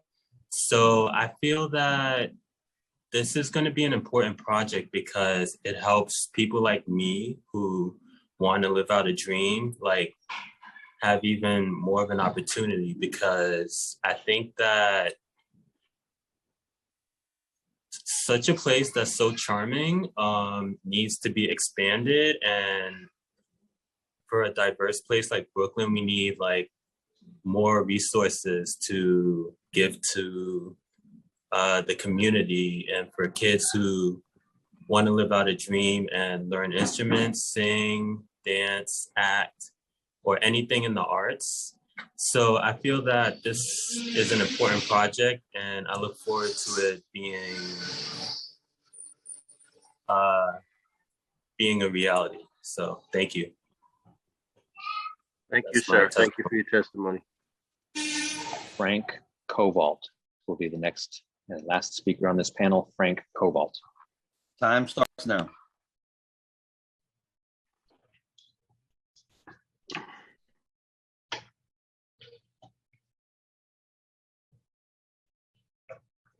Thank you for allowing me the opportunity to speak in support of the 130 St. Felix Street project. My name is Frank Kovalt, and I have been the finance manager here for over a year. We're really excited about this opportunity to be in a brand new building next door. The school here encompasses more than 100 years of providing quality musical instruction to students of all backgrounds and skill levels in the community. The opportunity to move into a newly designed and constructed edifice gives us opportunities from a technical and musical standpoint.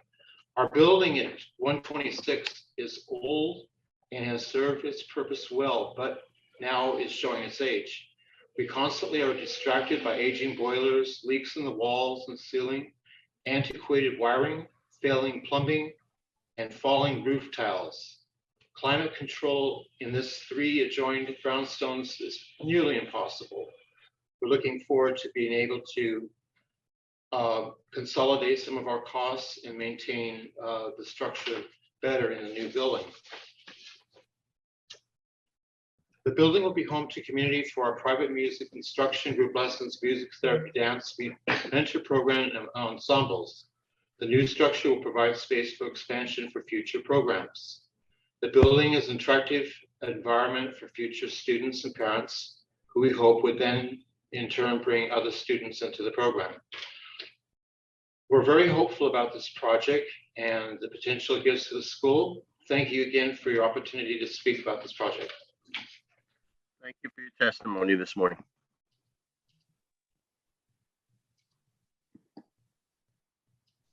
That was the last speaker for this panel. Any questions? Are there any questions from any of the council members for the panel? No, Chair, I see no members with questions. Thank you. I move to dismiss this panel then. The next panel will include Ernest Augustus. Ernest Augustus. Time starts now. Mr. Augustus, if you could unmute yourself. Hello?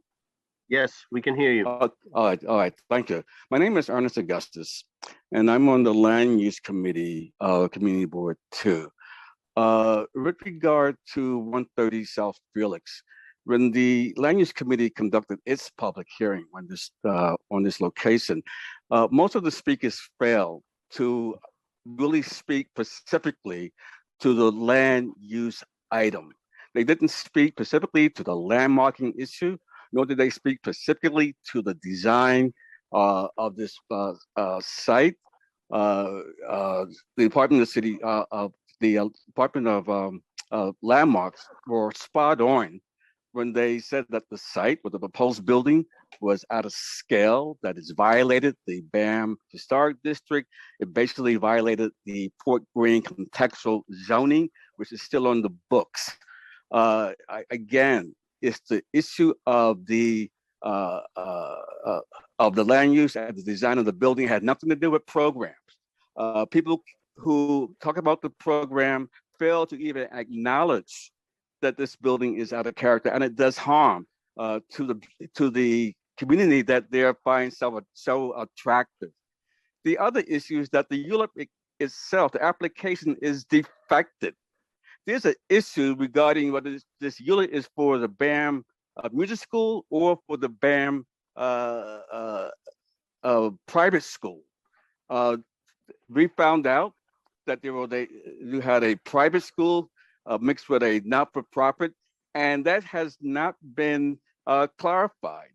The parents who send their kids to the music school are up in arms because they're rightfully so suspicious that this ULURP and that this new building will only serve the private school that's on site. There have been articles in the papers. I wish that the City Planning Commission will look at it and raise some questions about that. But in the end, I'm opposed to it because it does harm to the district, to the character of Fort Greene, which this hearing is all about. It's not about a program called Music School. I thank you for your testimony, Mr. Augustus, this morning. No, thank you. Thank you, sir. I don't see anybody wanting to ask questions, so we're going to dismiss this panel. Please call up the next panel, council. The next panel will include Barry Conyers, Lori Raphael, Regina Meyer, Judith Rosenfeld, and Aleph Tadisi. The first speaker on this panel will once again be Barry Conyers, who will be followed by Lori Raphael. Time starts now.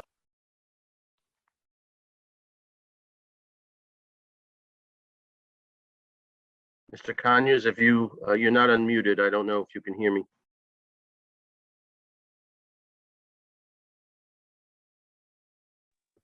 Mr. Conyers.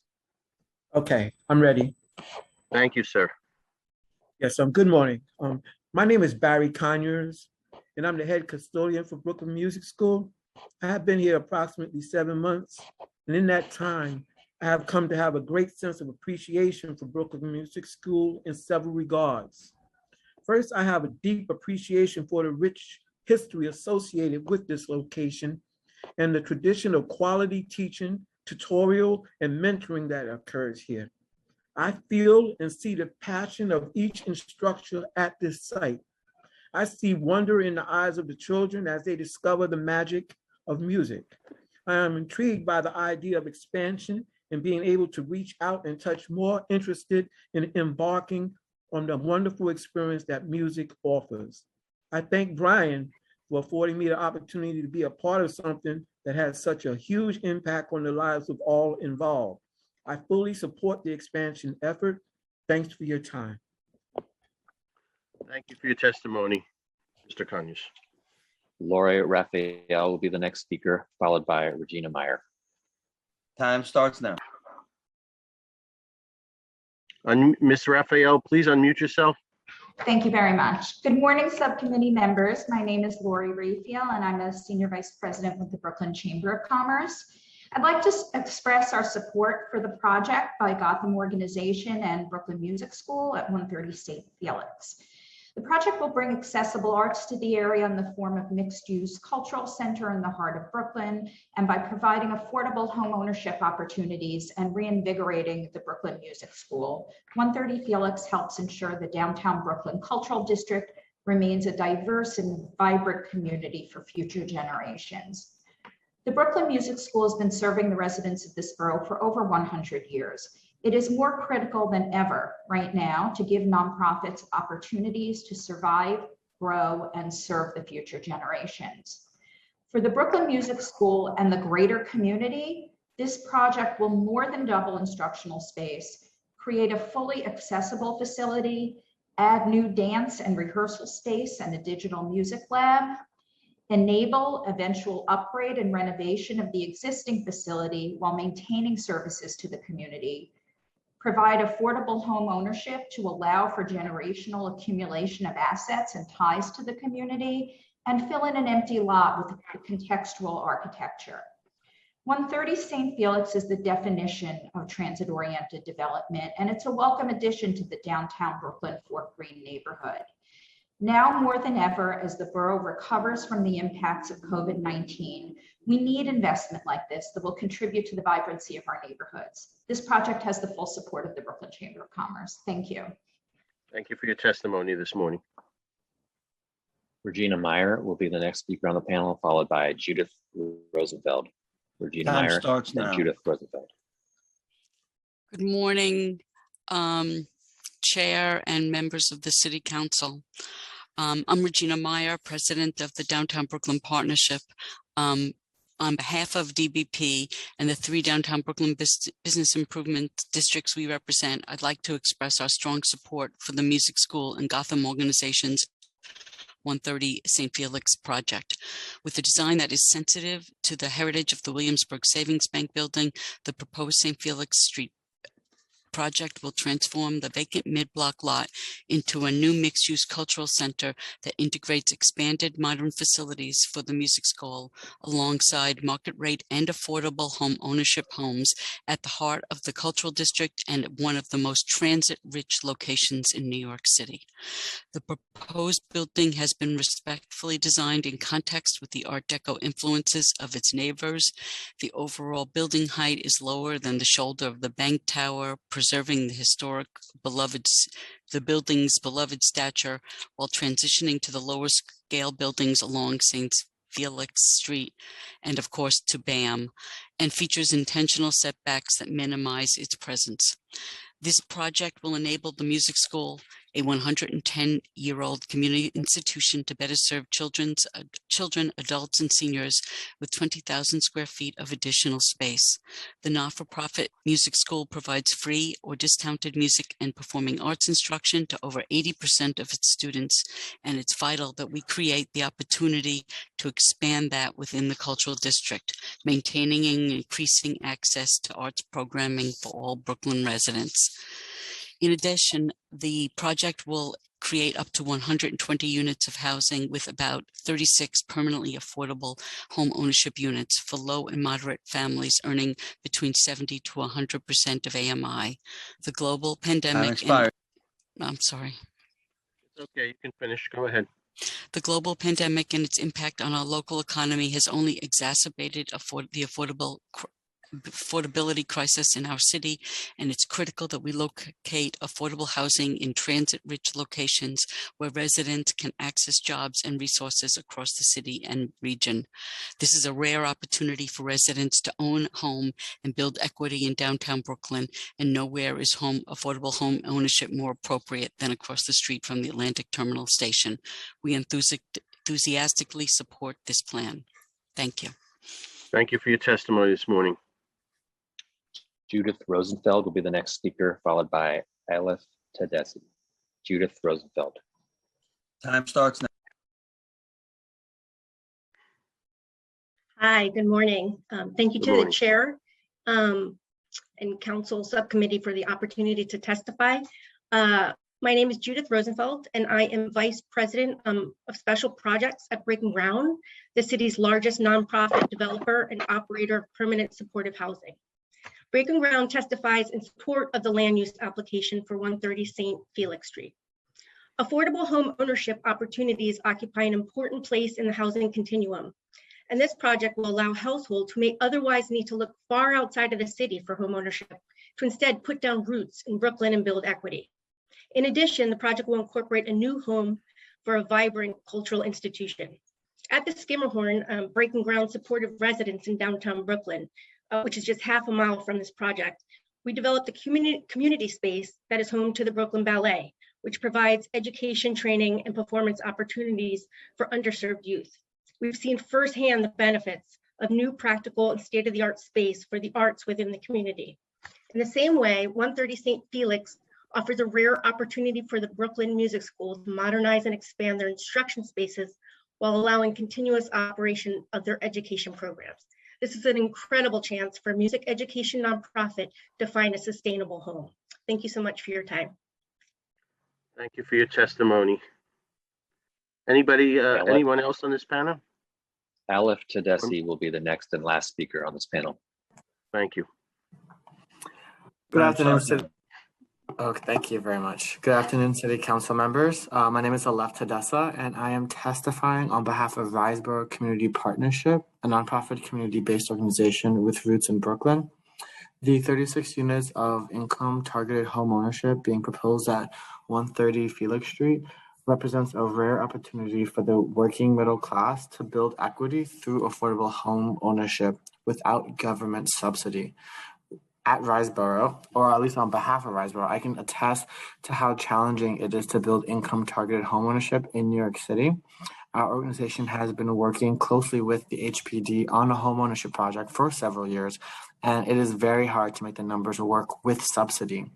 Riseboro Community Partnership applauds the development team for making it work here without subsidy and at targeted incomes below those financed by current city term sheets, which target households starting at 80% of the area median income.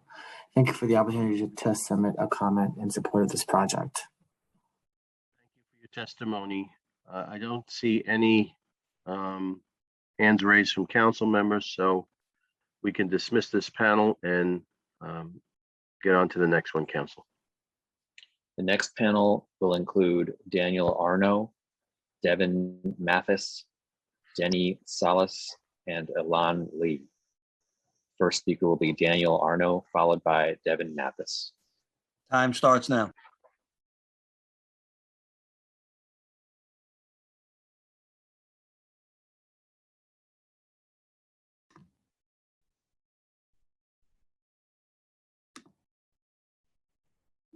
Hello, can you hear me? Yes, Mr. Arno, please continue. Excellent. My name's Daniel. Hello, council members. I'm the Director of Affordable Housing at the Actors Fund.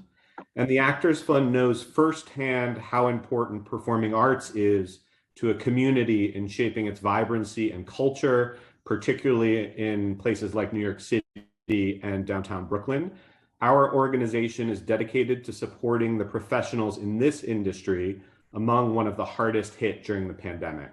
We extend our support to organizations like Brooklyn Music School, who provide essential programming for over 8,000 students. And for these reasons, we support the development of 130 St. Felix Street. The proposed development will not only allow BMS to expand its programming to more students within the community, but also provide much needed affordable home ownership opportunities with 30% of the residents set aside for inclusionary housing. This will ensure that members of the community, including healthcare workers, teachers, municipal employees, and arts workers, will be able to stay in the neighborhood they love and have access to the vibrant downtown Brooklyn Cultural District. The Actors Fund supports this project to bring affordable housing, home ownership, and high quality arts programming to the community. Thank you very much. Thank you for your testimony.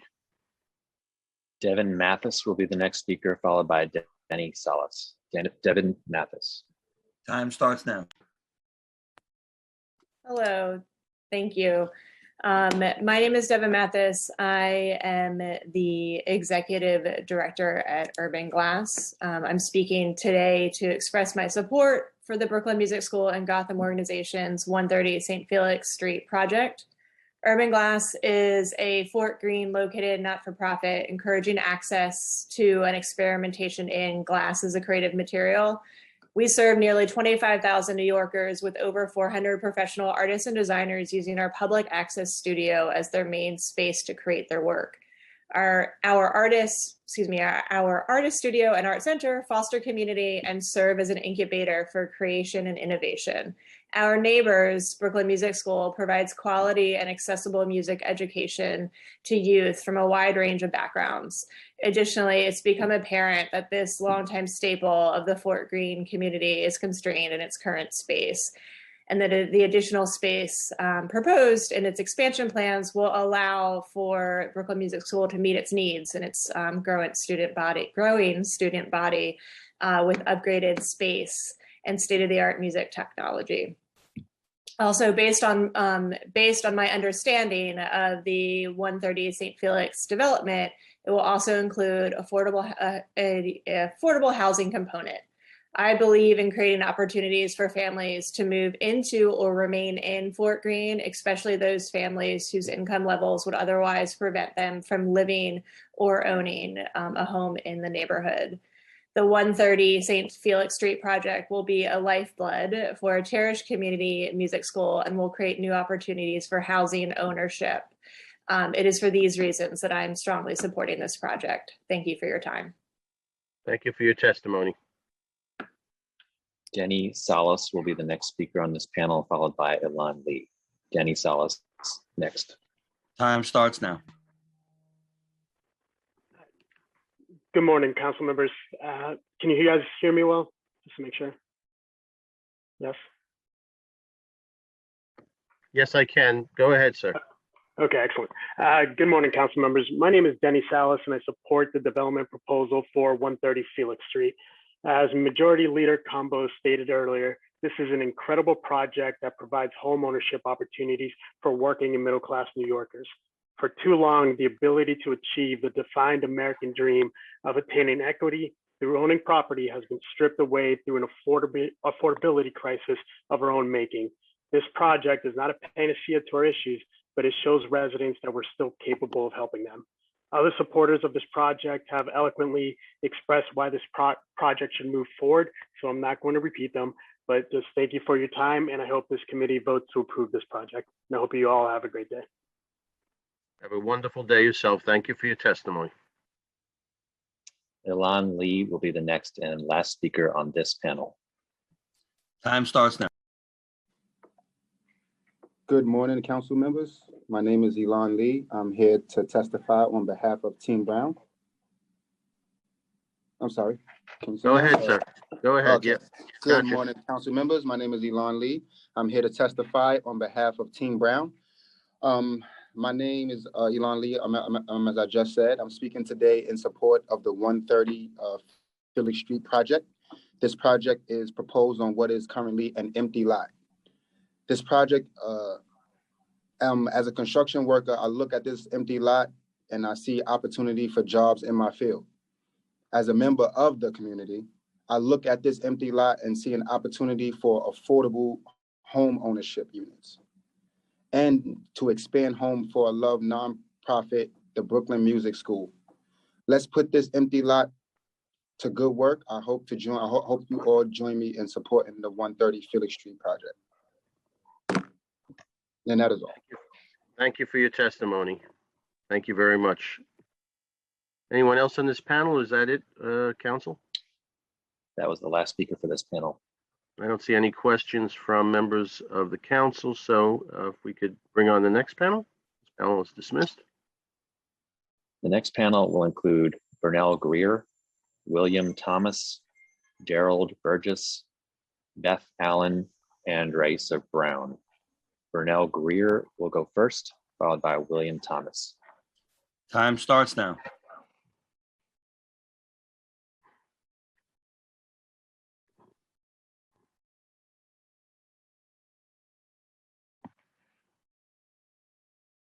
Hello, have I been called? I'm not sure. Yes, you have. Please, Okay. please Thank begin. you. Thank you. I'm Burnell Greer, the Executive Director of Pratt Area Community Council, also known as Impact Brooklyn. We are the Community Development Corporation founded in 1964 with roots in Fort Greene, Clinton Hill. Our focus is affordable housing, including income-targeted rentals and homeownership. We are in favor of the St. Felix project. The Fort Greene Clinton Hill community has undergone significant change in the mix of racial, ethnic, and income diversity. There's an abundance of rental apartment towers along the downtown Brooklyn footprint. These buildings have sprung up as a result of zoning changes whereby commercial areas transition and it was allowed for the creation of residential housing. We at Impact have served as the marketing agent for several of these properties, including the Hub and One Flatbush. The demand for housing for persons with income ranging from 30% to 100% of AMI is demonstrated by the many residents using Housing Connect 2.0 and applying for these properties. Besides for serving as inclusionary and marketing agent for rental properties, Impact Brooklyn programs include first-time home buyer services where we educate those interested in home ownership to be able to navigate the process. We are members of the New York Mortgage Coalition and the Center for New York City Neighborhoods. We have an active list of clients who desire home ownership, including those in the Fort Greene Clinton Hill area. The 130 Felix Street project will afford a few residents the opportunity to own their residence. It is one of the only opportunities amongst the new developments that will be priced at an amount affordable to those earning 70% to 100% of area median income. We have reviewed the plans for rezoning and we respect the opinions of our friends in the Fort Greene Clinton Hill area. We know that gentrification is an ongoing problem, but this particular project, in reviewing the design, the renderings are a complement to the historical nature of the area. I know that my time is running short, so I will end here. And I thank you, and again, in support of this project. Thank you. Thank you for testifying this morning. William Thomas will be the next speaker, followed by Daryl Burgess. William Thomas. Time starts now. Hi, everyone. My name is William Thomas. I'm here to support the project as the Executive Director of Open New York. We're an independent grassroots pro-housing organization. We support 130 St. Felix Street because allowing more homes here would both help to alleviate New York's housing shortage, help to fight displacement, and also help to address our climate crisis. To start, New York has a terrible housing shortage. Between 2010 and 2017, median rents increased by more than double median wages. Homelessness has reached the highest level since the Great Depression. And pre-COVID, 1 out of every 10 elementary school students in New York City public schools attended from homeless shelters. So in this environment, we need every bit of affordable housing we can muster. And the 26 below market homes 130 St. Felix offers is a great place to start. But in addition, adding market rate homes here right on the edge of downtown Brooklyn and Fort Greene will also help by preventing displacement elsewhere. This is a very desirable transit-rich area, and although it would be many families' first choice, if they can't find a place to live here, they'll simply move to a more affordable neighborhood deeper in Brooklyn. If we don't let young professionals live here, they're not going to disappear. They're just going to merely continue to gentrify neighborhoods further in Brooklyn, like Bed-Stuy, Crown Heights, and Brownsville, while every new home here will spare a family that pressure. Furthermore, this project is obviously a win for the climate, as the project is one of the most transit-rich areas of the country, 2 blocks away from Atlantic Terminal. In addition, the developer is seeking a waiver to eliminate parking minimums entirely. I hope the council will urge granting this waiver. New Yorkers have 30% of the carbon footprint of the average American, largely because it's possible to live here without a car. The climate crisis demands that we grow in greener ways, and this project is just that. I know that a few locals disapprove of the project because it may block their views from the Williamsburg Savings Bank Tower. But to put it bluntly, we live in a city where there aren't enough homes for the people who want to live here. Time expired. Horrifying human consequences. I ask the council to prioritize solutions there. Thank you. Thank you for your testimony. Daryl Burgess will be the next speaker, followed by Beth Allen. Time Daryl starts now. Burgess. Good afternoon, and thank you for allowing me to speak today in support of the 130 St. Felix Street project. My name is Daryl Burgess, and I'm the president of the Ingersoll Houses Tenant Association. I'm here to express my support for this project because it will provide our neighborhood unique opportunities for equity in housing as well as education.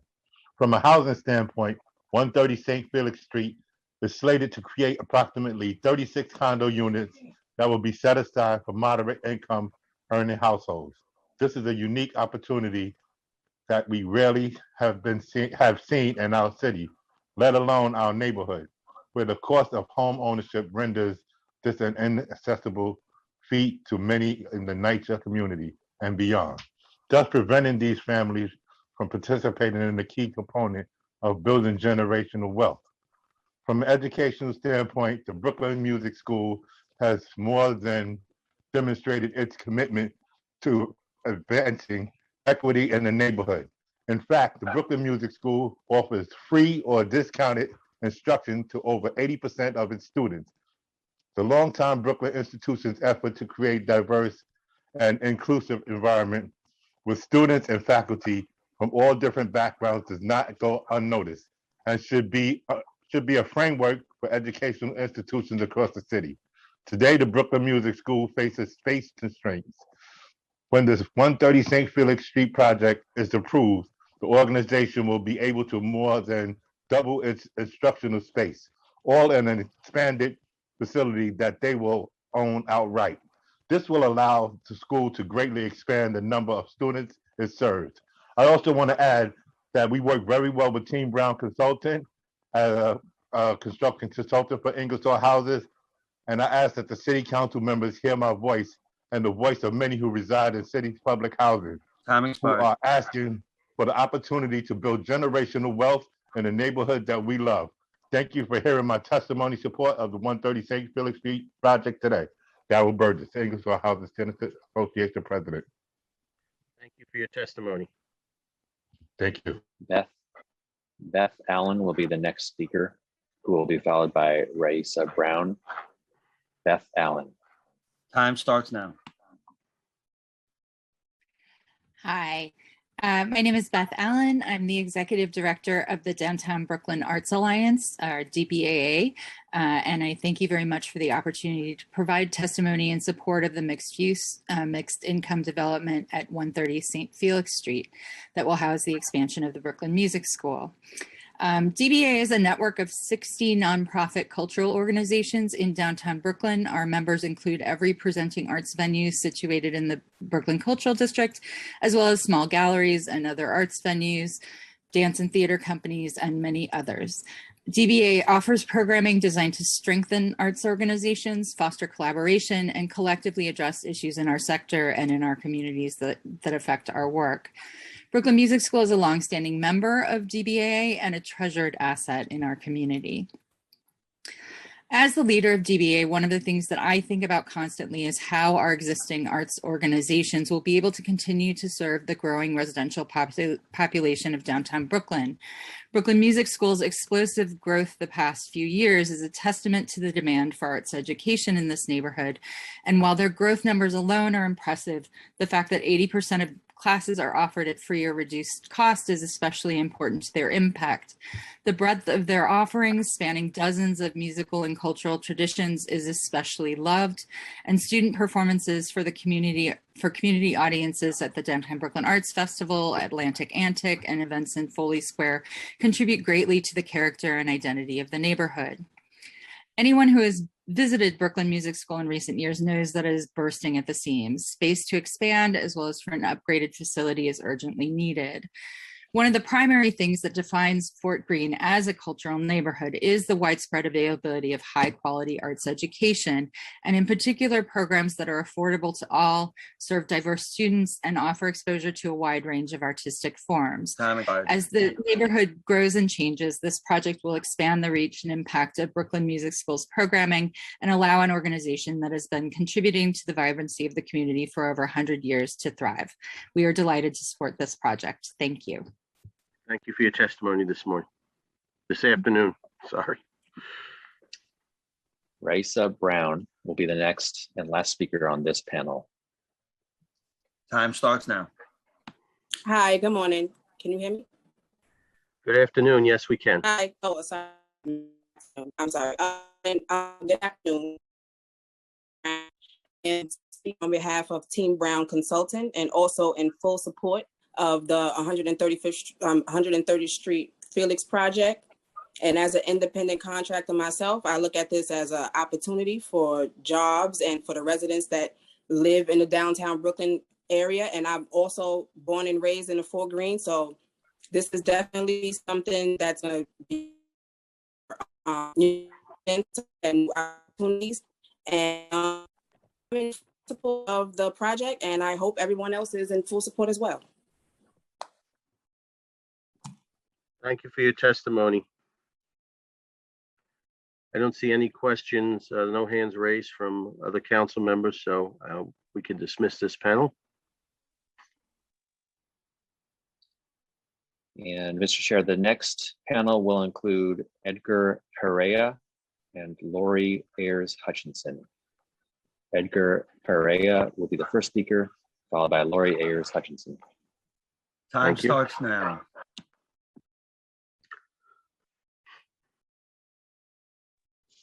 Hi, can everyone hear me? Yes, sir. Yes, on behalf of the Chinese American Planning Council, I'm speaking to support the 130 Street Felix Street project. For several years now, CPC has been working with the Gotham organization, the developers of this proposed development, to similarly expand CPC's headquarters in the Lower East Side after a competitive selection process. The resulting plan is more than we can hope for. Together with Gotham, CPC will soon have a new state-of-the-art facility to expand our services, and importantly, we will maintain our ownership of our site. As with the proposed development of 130 Street, St. Felix Street, we will also create permanently affordable housing and affordable senior housing, a direct result of the need we see every day in our neighborhood. Speaking from experience, Gotham is a tremendous partner. Their commitment to us, our goals, our community needs, and our project has been unwavering. As you know well, developing in New York City is never easy. It's hours upon us for meetings, changes, tweaks, revisions, more conservation, and communicative during construction. Our development is next to our current affordable senior housing with 200 residents, and Gotham has been responsive to any and all concerns. These public-private partnerships are critical in building a better, more decisive, equitable city. At CPC, we first know hand challenging the landscapes for nonprofit organizations. Projects like this, with partners not only that have talent and skills to do the work, but also take the time to understand the goals of the organizations with whom they are partnered, are the only way for nonprofits to continue to provide the services and support they provide to their constituents. I have no doubt that Gotham and their project architects have spent hours debating every detail on how building will look and feel in context within the neighborhood, being careful to respect what is exciting, because it's exactly how they approach every conversation that they had with our neighbors. I'm excited to see that Gotham is using the same process for the 130 St. Felix Street project, which is contextual to the neighborhood. Simply put, Gotham is a good partner for the community. Thank you very much for giving me the opportunity to speak. Thank you for your testimony.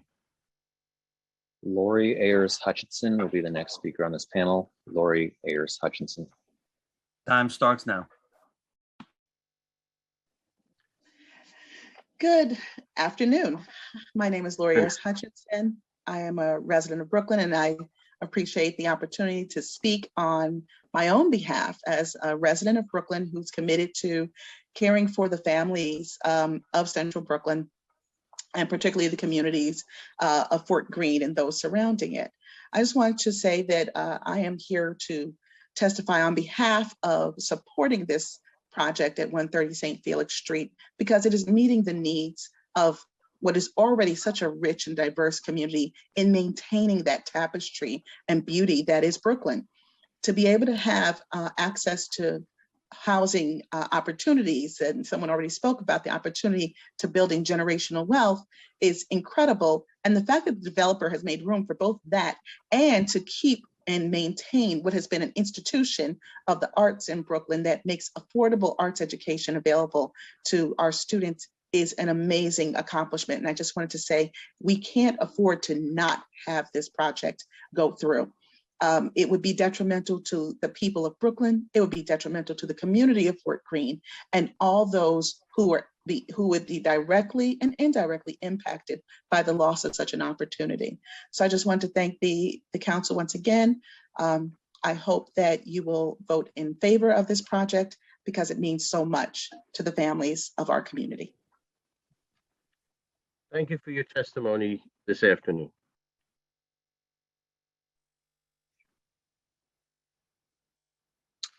Mr. Chair, that was the last speaker on this panel. Okay, I don't see any hands raised, and I ask you to dismiss this panel and bring on the next panel. The next panel will include Alex Carrington. Alex Carrington will be the next speaker. Time starts now.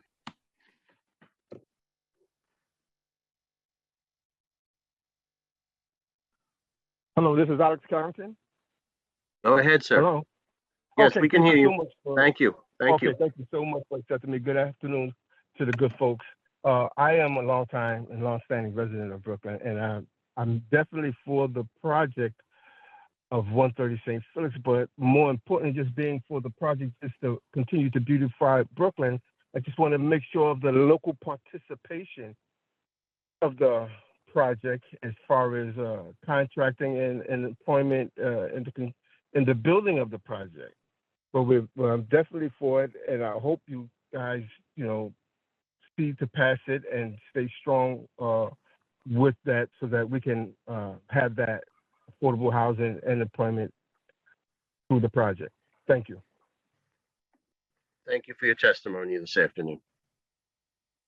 I appreciate you for having me. Thank you. Thank you. That was the last speaker for this panel.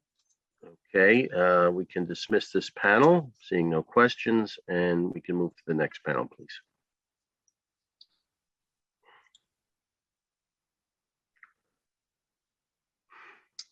If there are any additional members of the public who wish to testify on the 130 St. Felix Street proposal, please press the raise hand button now. And Mr. Chair, the meeting will briefly stand at ease while we check for any additional members of the public who may have registered.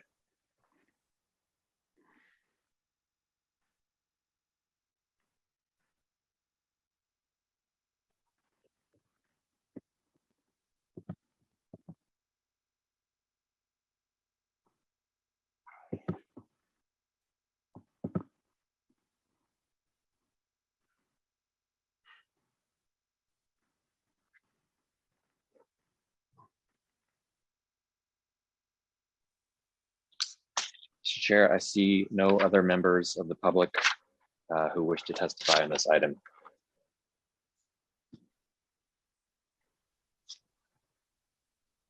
Thank you, counsel.